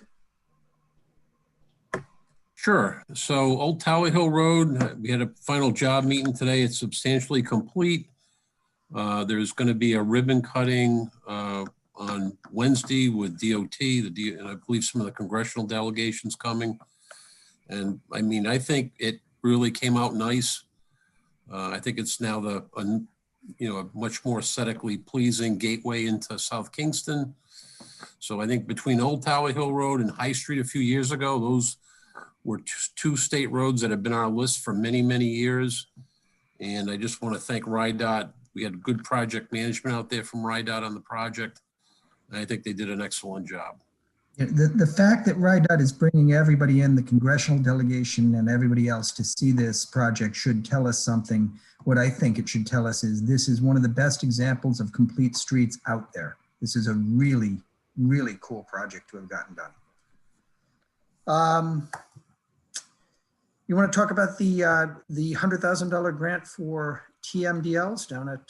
Sure. So anytime we can get grant money, we apply, and we were successful. And we received a $100,000 grant for engineering for the next TMDL that's on the list. We just finished up the Narrow River TMDL. Green Hill Pond is next. So this is a matching grant that we'll have to use our TMDL reserve funding for. And I also want to make note that the Friends of Green Hill Pond were very helpful. This was the third application that we made, excuse me, in combination with Friends of Green Hill Pond. They took the lead this year and actually hired a consultant to tune up our grant applications that we've done in the past. And I think for that reason, we were successful. And also the Friends of Green Hill Pond will also be doing a financial contribution as well, which I think was helpful in us getting the grant award. So once the grant agreement is signed, and we haven't received that agreement yet from CNAP, but once we receive it, we'll go out for proposals for engineering services to get the stormwater attenuation study done. And then once the stormwater attenuation study is done, that study will identify where we can construct stormwater BMPs. So it's very helpful. The money goes a long way. The more grant money we get means the more TMDLs we'll be able to do in the future. So hopefully we'll get this project up and running here pretty soon. And Susan's already talked about the $15,000 grant she's received for election expenses and some technology around dealing with the election. Is Sue DeMasi on? She's not. I told Sue that we would talk about the meals program. She's just had an extraordinary success over the last 7 months now. They've been delivering meals every single day. I mean, they've just been doing an extraordinary job. 1,400 meals over the last 2 weeks.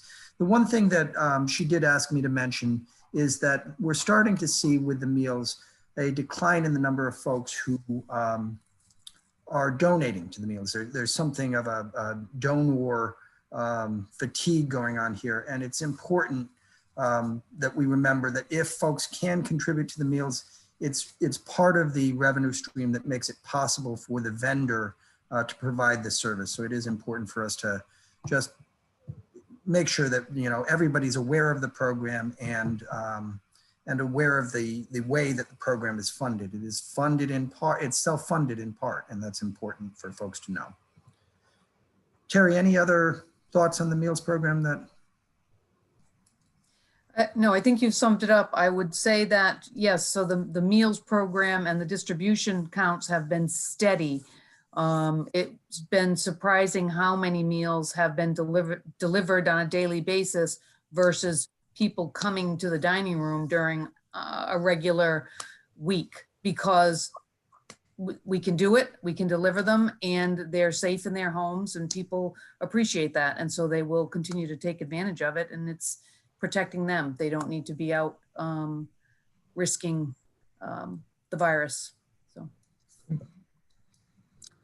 Moving on to police recruitment, I know that Chief Ewing Chow is proud of the fact that he's had a very successful recruitment over the last, well, several weeks, isn't it, Chief? Yes, good evening, everyone. We have had a very successful recruitment process that began the beginning of the summer. And one of our goals was to diversify our department to the best of our abilities to reflect what our population of South Kingstown is. It was a very rigorous process. It had several phases to it, but I'm proud to announce that we're coming to the end of that now. And we have potentially 4 candidates that have been selected to go through the next academy to replace open positions that we do have. We have one individual, a 22-year-old from Gambia, Africa. He was a URI student. I played on the football team, and he actually sought us out a year ago and came and wanted to be a police officer, talked to us, and we got him into the process. And we're very happy to get him on board. And I think he's going to be a great fit for our community. We have another female officer, a 26-year-old. She currently is employed by the Providence Police Department, and she is planning on coming down and working here in South Kingstown. She's had numerous commendations in Providence. She's been up there for about 3 years and really wants to come down and get more involved in community type policing. Another individual we have is a 21-year-old Cape Verdean individual who is currently attending St. Peter's University in New Jersey. He's a senior. We're happy to have him. He is a wonderful individual. His home is in Seekonk, Mass. He's a great swimmer, and he's actually on the Cape Verde Olympic swim team. And he will be going to the Olympics in Tokyo this summer to represent his country in swimming. So we're really proud to have him on board as well. And finally, we have another individual, a 28-year-old who is Laotian, speaks Laotian, and he currently was prior to coming on board with us, he was 6 years in the military, in the Army National Guard as an infantryman. He's very excited to come on board. We're happy to have him. And like I said, it was a very successful recruitment drive, and we're happy to say that our goals were met. And, you know, next up is the academy for this crew, and onto the road. And finally, I want to ask Craig Stanley to give us an update on the Matunic Fire Station EMS bay. As everyone knows, one of the primary objectives we've had, at least for a long time, is figuring out how to get faster service, EMS, emergency medical service, to Green Hill and Matunic. One strategy, and one that we are happy is being pursued and seems like it's going to bear fruit, is putting an EMS, co-locating an EMS bay with the Union Fire Station in Matunic. Craig, you want to talk us through what's going on with that? Yeah, we have met with them, and they have initial plans, draft plans put together with a possible location for us as part of the structure for us to house a paramedic unit there and 2 personnel. I'm meeting with them on the 19th of October to kind of go finalize the plans and kind of move forward with the potential for us to house the truck out of there. I anticipate the success of this would drop our response times in half for the areas of Green Hill and down that part of the town. So we're kind of very excited about it. We have a great relationship with UFD, and they're very supportive of this venture, and I think it's going to be a win-win for all of us. I will point out that we have to figure out how to pay our portion of this project. We're entertaining a number of possibilities. There will be an item on the CIP that the council sees in December, but we're also exploring the possibility of a long-term lease or some other financial arrangement with the Union Fire District. And that is longer than 20 minutes, I think, but that is the manager's report for tonight. Good, thank you. A lot of good information there. So are there any questions for the town manager after that report? Rob, not a question, just a comment. I know a long time ago, we talked about potentially, especially like with Jerusalem, et cetera, that is serviced by by the South Kingstown Police Department and our EMS, working out a better deal with Narragansett. Like, might be a better idea. Yeah, I have spoken to Jim Tierney about it. One of the challenges we've got is that Union Fire District service area defined by statute excludes Jerusalem. So, I think there are a couple of ways for us. You're right, though. It's time for us to go back. It's coming up on budget. It's time for us to go back and have that conversation among the locals. Obviously, another way to handle that is to just acknowledge who's actually providing the service statutorily. Yeah, but I mean, the other thing is that Union Fire District still responds to Jerusalem, so it's one of those things. That's right. To get clarified. And yeah, I mean, the difference, the memorandum of understanding between the Union Fire District and the town of Narragansett, as I remember it, generates something in the neighborhood of $5,000 or $8,000 a year. The value of the property in Jerusalem, if taxed at our rate, would be, or I'm sorry, at the Union Fire District's rate of 99 cents or 97 cents, would still be well, an order of magnitude different. It would be much, much higher. And that means that we in South Kingstown are subsidizing the fire service to Jerusalem. That is true. We've been doing it for a very, very long time.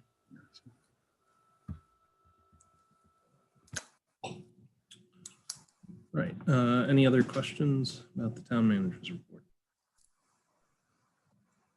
All right, very good. I think that was helpful for all of us to hear updates on a lot of different items. And that brings us to item 10 on the agenda, appointments. Abel Joe Veely, if the council wants to deal with the two vacancies, one on zoning, one on planning, I'll make a couple comments on the planning. I still would support Harold Thomas for the planning board. I think we had some good applicants. I think that the interview process, to me anyway, shows that we had some duplication there. We're replacing John Riando that did have a business background, and Harold Thomas is a local business owner. So I still feel strongly, so I'll make the motion to appoint Harold Thomas to the planning board.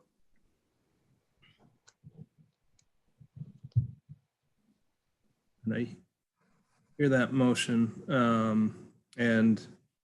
I would just note that we did receive a late application. I don't know if you saw that, Joe, from Paul Jordan. Seems like another qualified candidate. Totally recognize that it's kind of late, wasn't on the agenda tonight for certain. So, motion's in order. Is there a second?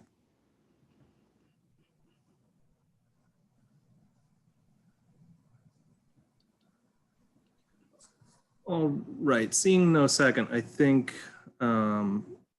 without hearing any reasons, maybe it's because that application's come in. We'll wait until we can interview Mr. Jordan. Susan, if you could arrange for that to happen. Any other motions for appointments? Well, I guess I'll speak up again on the zoning board. I thought the applicant tonight was very good. I didn't get a second to a motion for Michelle Doherty, but I would be glad to make a motion to appoint Casey Charkowick to the zoning board of review as the second alternate.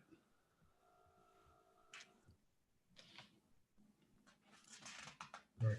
This is Brian. I'll second that. All right, we have a motion from Joe, second from Brian. Any discussion? Is there anyone opposed? All right, that motion carries unanimously. And we'll look forward to continuing to have these interviews. We do have a lot of open spots on different commissions and boards. Economic Development Committee, I think, has 2 open spots. I believe Affordable Housing Collaborative might have 2 spots right now. Some important committees are doing important work for the town. So if you are out there and listening and would like to help the town out on these important issues, please submit your name. You don't have to be an expert in any of these fields. Participating in the commission will give you expertise in it, and we can definitely use that help. All right, that brings us to item 11, new business. 11D is a resolution authorizing an award of bid to Liberty Chevrolet of 90 Bay Street Road in Wakefield, Massachusetts, for a 2021 Chevrolet Equinox AW all-wheel drive SUV in accordance with state MPA number 563, an amount not to exceed $24,276, and further described in a memo from the Public Services Director to the Town Manager dated September 25th. A motion to approve item 11D. Joe Veely, second. All right, we have a motion from Deb, a second from Joe. Any discussion? Is there anyone opposed? All right, that motion carries unanimously. 11E is a resolution extending the town's declaration of emergency adopted at an emergency session on March 15th, 2020, subsequently renewed on April 13th, May 11th, June 8th, July 13th, August 11th, and September 14th. Discussion on this item? Rory McEntee, I'll make a motion to approve 11E. Discussion, I guess, was where I was going. Yeah. Do I hear a second? We have a motion. I have some questions first. I'll second it for the point of discussion. Absolutely. Very good. So we have a motion, we have a second. Rory made the motion, second from Deb. Discussion. So Rob, I don't understand the October 13th, October 31st problem, right? So in our agenda, yep, I have to extend the date from October 13th to November 9th, right? I'm not. I'm Hold on. terribly confused, so help me here. Okay, so the October 13th, 31st refers only to temporary outdoor service areas. It's not the emergency declaration. When I was speaking earlier, I was speaking only about outdoor service. Okay. And the dates were set at October 31st and December 8th by ordinance for those outdoor service areas where you can serve alcohol outside, despite the fact that your license normally allows you to only serve it inside. Okay, so that portion of our emergency declarations will expire on October 31st. The outdoor. No, because you've got a ordinance that's been put in place outside of the emergency order. You've done an ordinance, like a regular ordinance, that puts that date at December 8th. So the emergency declaration no longer has any effect on the dates for temporary outdoor service areas. Those dates are either going to expire on the 31st because that was the date on the permit itself, or December 8th because that's the date on which the council by ordinance set the termination. It doesn't have anything to do with the emergency declaration anymore. Because what happened was, under the emergency declaration, I issued an executive order to allow for the temporary outdoor service areas. Then the council came in and replaced my order, essentially, with an ordinance, just like any other ordinance, outside of the framework of the emergency declaration or the emergency orders. Does that help? It does. It doesn't help me to address the issues at hand, though. So you made mention of that we would have something before us in the next week, the next time, perhaps, to address the 3 businesses that have had complaints. Right. Can you elaborate on that? Can we? Yes. Yep. So that'll happen under the ordinance itself. Because we're operating under the administrative executive order until the 31st, those go away. And we're now only under the ordinance framework. And then the decision is, how do you want to handle, for want of a better word, the conflict or the outdoor permittees who have had conflicts. And like a liquor license, you are the authority that should decide. Do they get to stay outdoors with their liquor license, or do they go back inside because it's not working? It's the council's authority to decide how to do liquor licenses, which is why the ordinance stepped in as quickly as possible behind the executive order.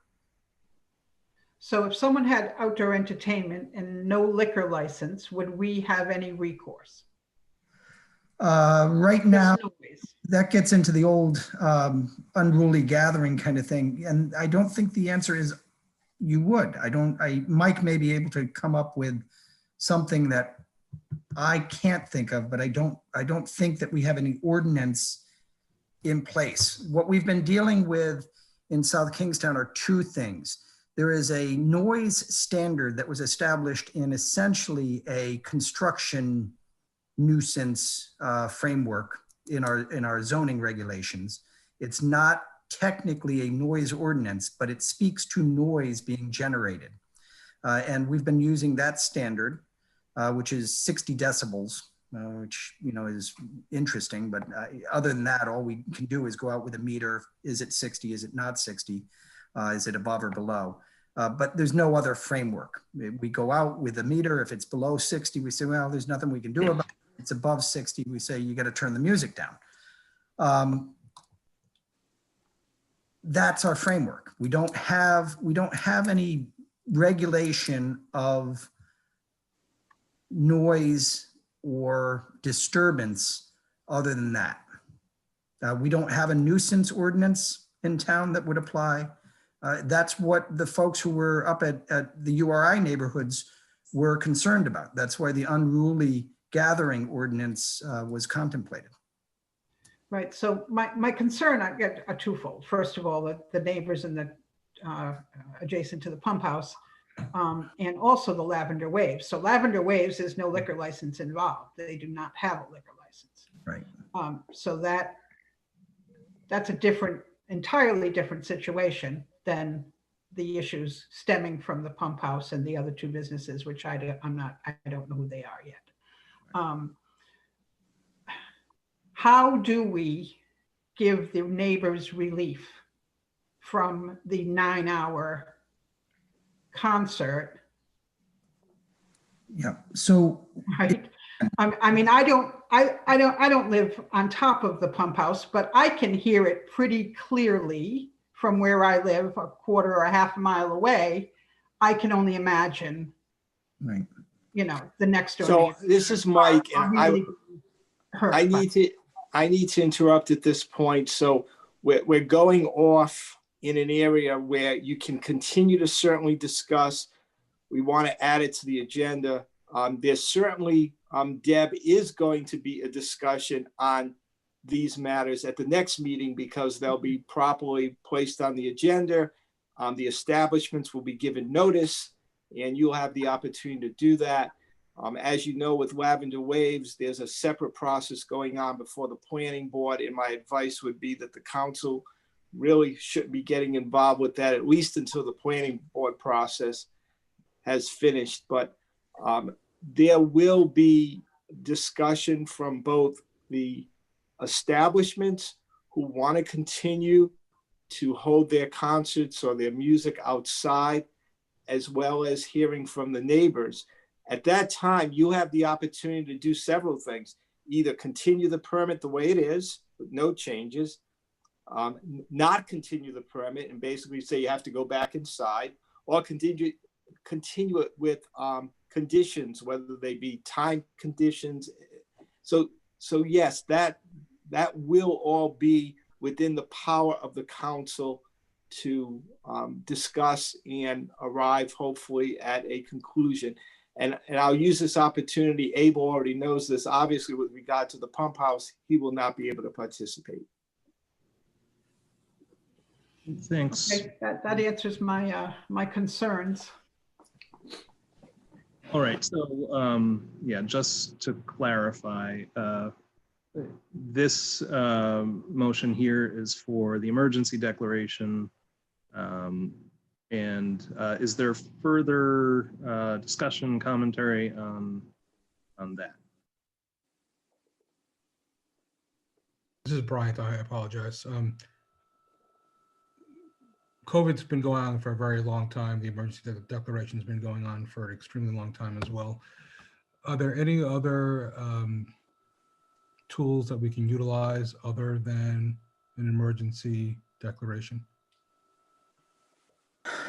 So we haven't actually in recent weeks had cause to do anything under an executive order. We haven't had anything that had to be taken care of, instantly. But we could. I mean, we're not out of the woods on this thing. We could end up with a URI problem that needs us to I don't know, start checking IDs or something. I mean, there's any number of things that could still happen that might require immediate action.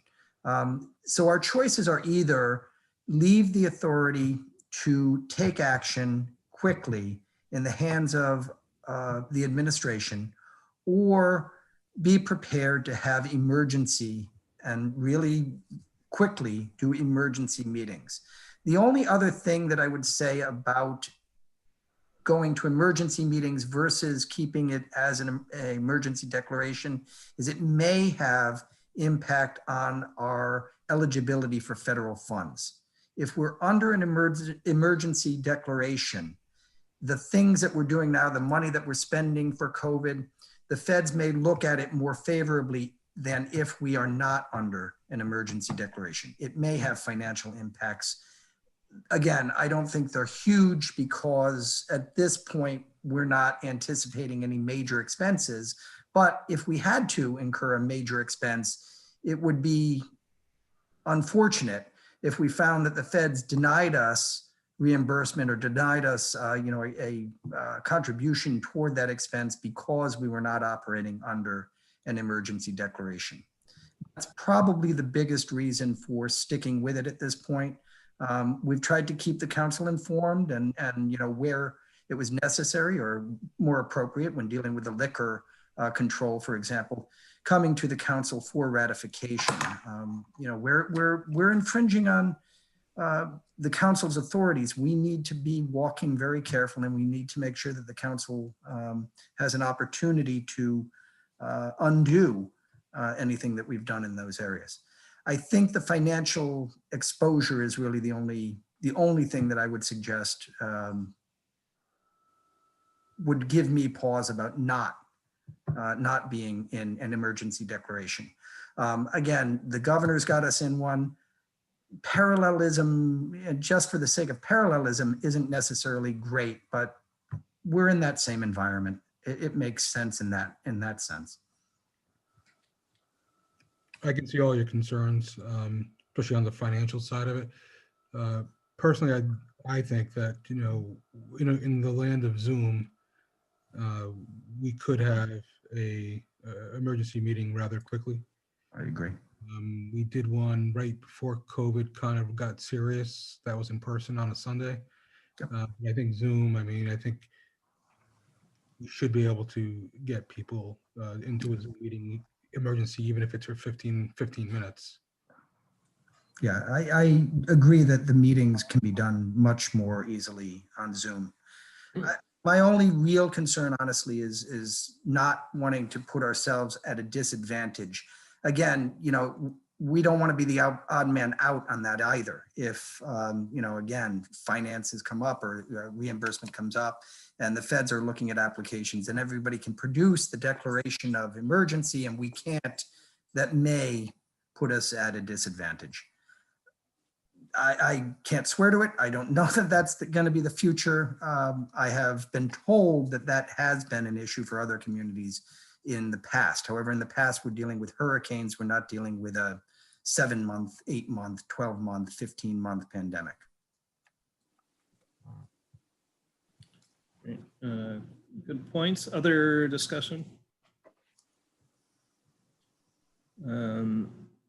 Yeah, so I would probably agree that we can cobble together an emergency meeting fairly quickly. But there are, there's there's the fact that we really haven't seen it used in the past couple months. And I don't know whether that argues to continuing it or not continuing it if it's not being actively used as a danger against liberties here in town. I would say, you know, one thing that I think would caution us to keep it in place is that we have seen case numbers rising in Rhode Island pretty quickly over the past couple weeks. So we may be getting more into a time when some type of emergency action might be necessary. But again, I do think that we'd be able to manage that on The our only thing I own. would add to that, Abel, if we get into a situation where I think it's becoming worse and we're finding it, you know, more problematic to try to meet, we could always put the order back in place. This is Mike. You know, another suggestion, and we're doing this elsewhere, is to keep the order in place. But if something comes up that appears to be of a magnitude that Rob feels the council should be involved, you know, he can handle the day-to-day stuff. But if something really comes up that's a big issue and it's getting lots of attention, or involves, you know, input from the public, you could still have a meeting and decide the issue. It doesn't have to be decided by Rob, but in that way you can keep that emergency order in place, not jeopardize funding, and still have the oversight that the council should maintain. I'd offer an example. I suppose it's not a great example, but it is an example. We've tried on a couple of occasions over the last few months, and we're going to try again this week and moving into next week. We've tried to unlock the doors to Town Hall and let the public into the building and have free access to the building. The problem at Town Hall is that the design of the building is not very COVID friendly. There's one entrance, and that one entrance is on the main thoroughfare, the main corridor to the two wings of the building. So internal traffic going to and from the clerk's office, to and from the tax office, to and from the finance office, the manager's office, has to come through the front door. And anyone coming in has to come through the front door, and anyone going out has got to come in through the front door. So we end up with this bottleneck. And, you know, it's not uncommon when you've got the public coming through to have 10 or more people sort of in that area. It's a very COVID unfriendly spot. So we've tried to open the doors and we've had to close them again because we were just getting too many people bottled up in that area. That's not the subject of a council meeting. We've just got to watch it. And when we've got voters in and around the building, we're going to have more people coming in. When it's quiet, we can open the doors up and we can let folks move through the building. That is a day-to-day sort of thing that I feel more comfortable doing and being able to do because we are operating under an emergency declaration. That's a small thing, but things like that, two men in, one person in a truck, you know, we're able to do things with our workforce to make sure that folks are safe, that we feel more comfortable being able to do because we're operating under an emergency declaration. You know, those separations and those things are easier. You're not necessarily as cautious. If you're operating outside of the declaration, you have to worry about different things than you do if you're able to make just common sense decisions, knowing that in the environment, common sense is what's gonna carry the day.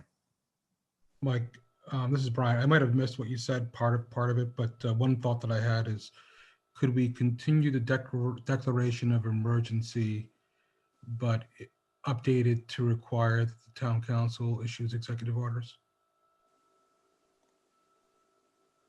The town council to issue I'm not sure I understand, Brian. So remain keep South Kingstown in a declaration of emergency. Correct. Okay. But in terms of the other decisions, because, worried about the potential money situation, the decisions to be made by the town council.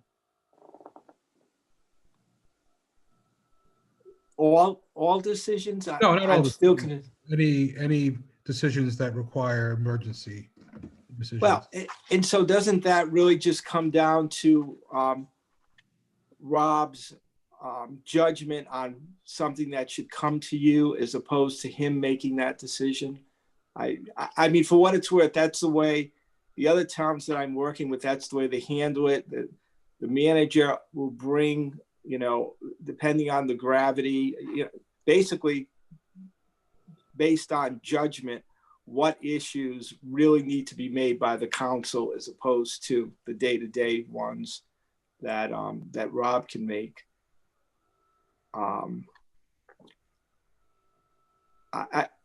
So I think what you're asking is you vote to keep the emergency order in place, but you say that instead of the manager making decisions, it's the council who makes the decisions.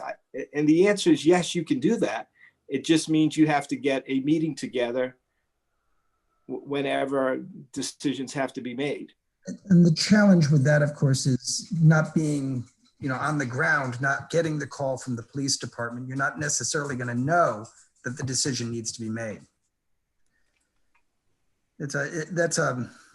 I mean, the reason that the emergency declaration and authorities flow the way they do is because they recognize the exigency of the circumstances and the need to be able to react quickly.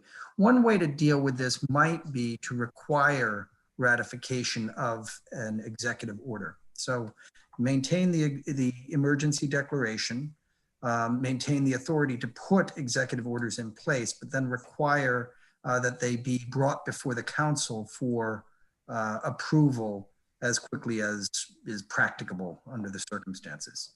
And I have no objection to that. I have no qualm with it.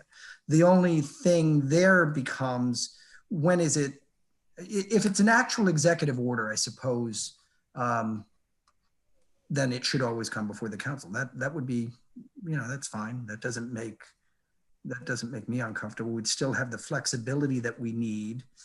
We still could deal with an exigent circumstance as it arose, and the council would have the ultimate say, which it does now. I mean, that doesn't change really anything. If the council were to look at an executive order and say, we don't like that, the council could undo it by ordinance.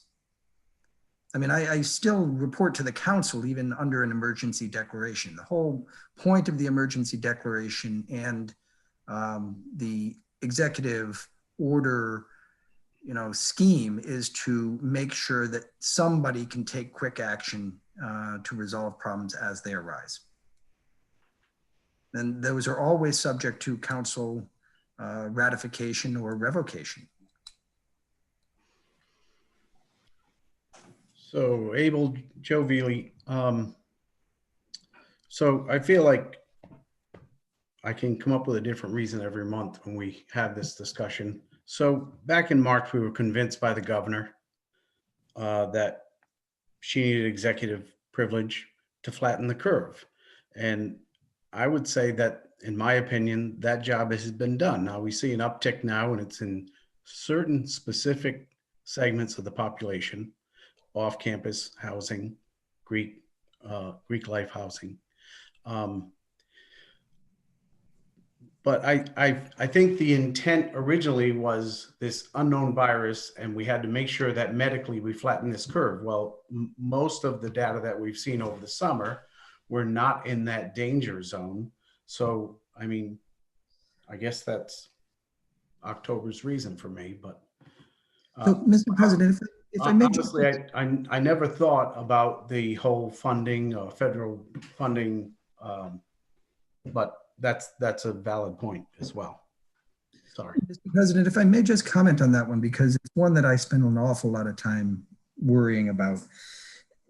The British government today put in new lockdown restrictions today. They were clean, they were doing well for a long time. They've had real trouble for the last 3 or 4 weeks. The thing that is different between Britain and the United States and Canada and the United States, where the Canadians have also seen a significant uptick, is that it gets darker and colder just about 3 or 4 weeks before we do.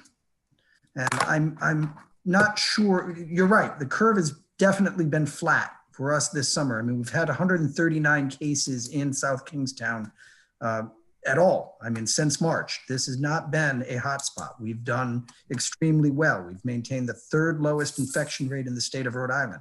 We've been very fortunate in South Kingstown.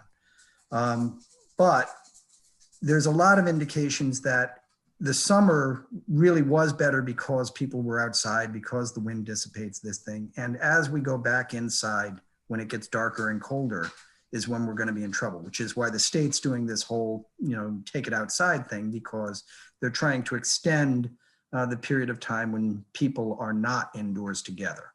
I don't know that we're at a place where we can say we're COVID clear. I think that we do have reason to be concerned. Again, I'm not advocating for an authority here. I mean, I am only exercising executive orders because we're in an emergency declaration. And if the council believes that we're better served by a different structure for making quick decisions when they might need to be made, that's fine by me.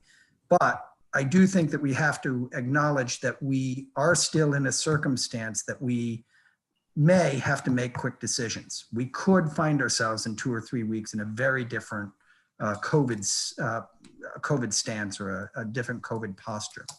Right. And Rob, I want to repeat what I said a month or two ago, that I have not been unhappy with any decisions that you made or the judgment that you've used. So that's certainly not the basis for my.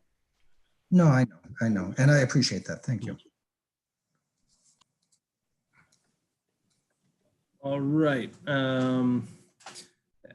Any other discussion on this item? We do have a motion and a second. Can you repeat the motion that was made? It was a motion to approve as is. It could be amended in a way, as I think Rob and Mike suggested, to have Rob seek guidance for items that he deems of higher importance. I don't know how to codify that into the.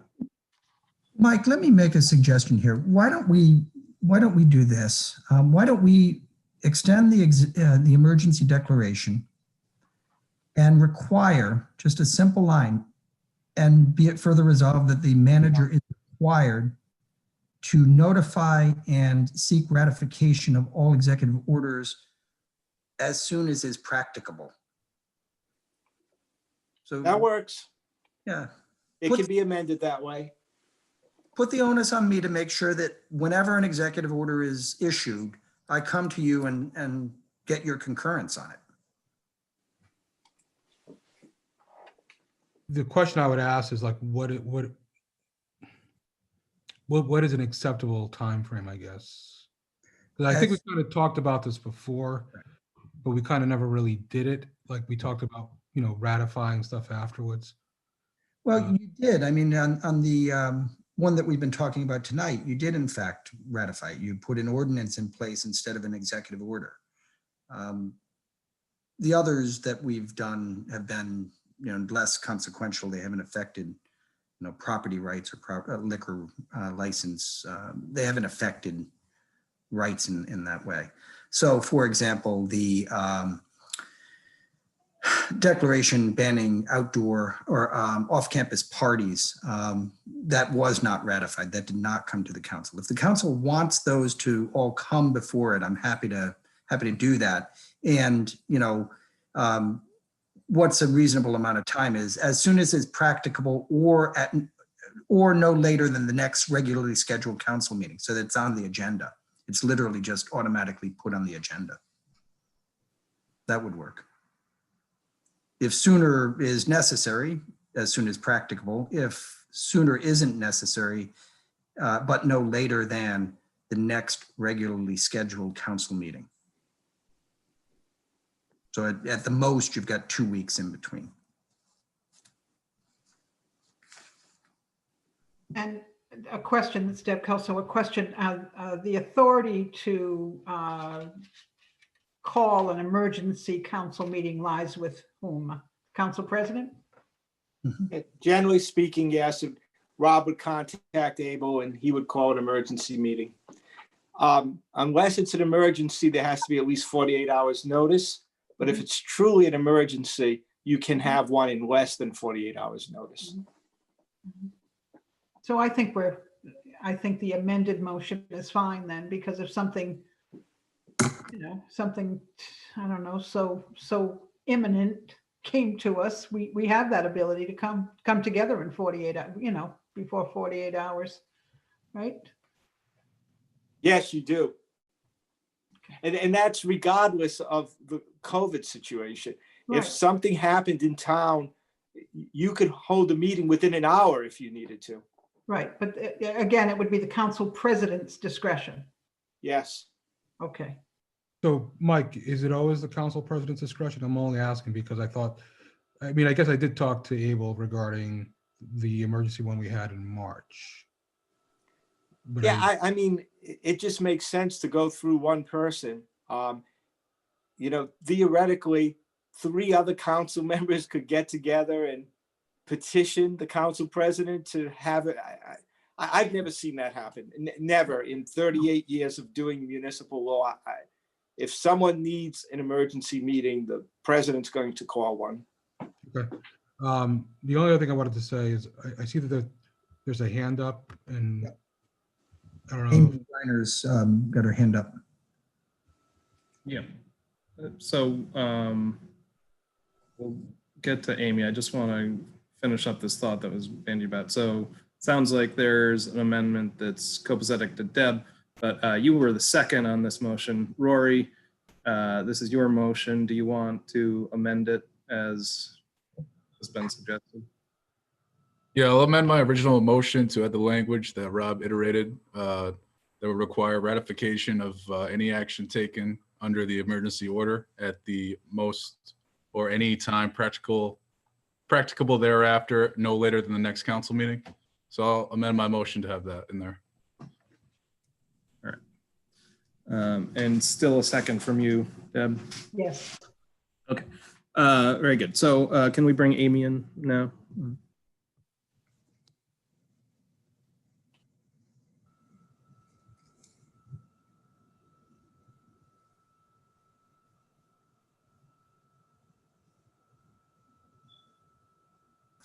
Good evening.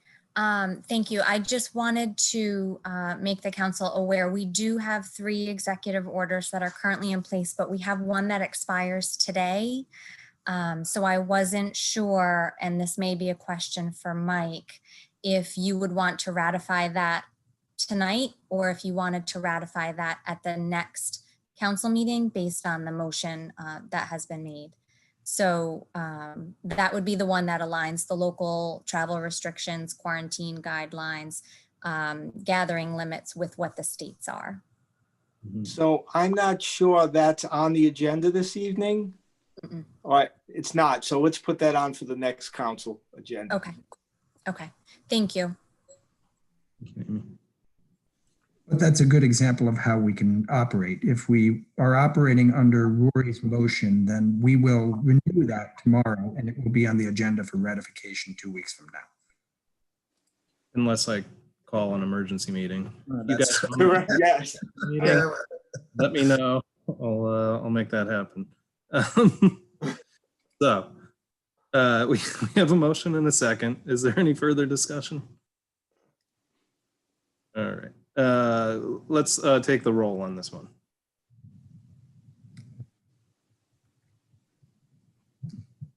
Council President Collins, Aye. Council Vice President DeCruz, Aye. Councilwoman Kelso, Aye. Councilman McEntee, Aye. Councilman Veely, The closest I've been, but no. I don't think we're going to give you another. Oh, there might be one more chance, Joe. the motion carries 4-1. Yes, November 9th will be this council's last meeting as a group. All right. Susan, so just a quick question on that. Is November 9th the day that the new council takes over as well, or is that the last meeting? No, Okay. that is the last meeting of this current council. Once the Board of Elections certifies the results of the election, we will have a swearing-in ceremony for the new council members. And if all goes well with that whole Board of Elections routine, the second meeting in November would be the first meeting of the new council. Unless there's some kind of an emergency declaration. Just kidding. All right. Well, That's way above my pay grade. I'm kidding around. Thank you. So that means that Joe and I have potentially 2 more meetings left, or is that, did I? Okay. That is correct. Unless Abel wants to call a few more emergency meetings in between. well, let's think about that at this point. We've gotten to the end of our agenda. Do I hear a motion to adjourn? This is Bryant. I'll make a motion to adjourn. Deb Kelso, I'll second that. Motion from Bryant, second from Deb. Any commentary on this one? Is there anyone opposed? No. This meeting is adjourned. It is 9:29. Have a good night, everybody. Good night.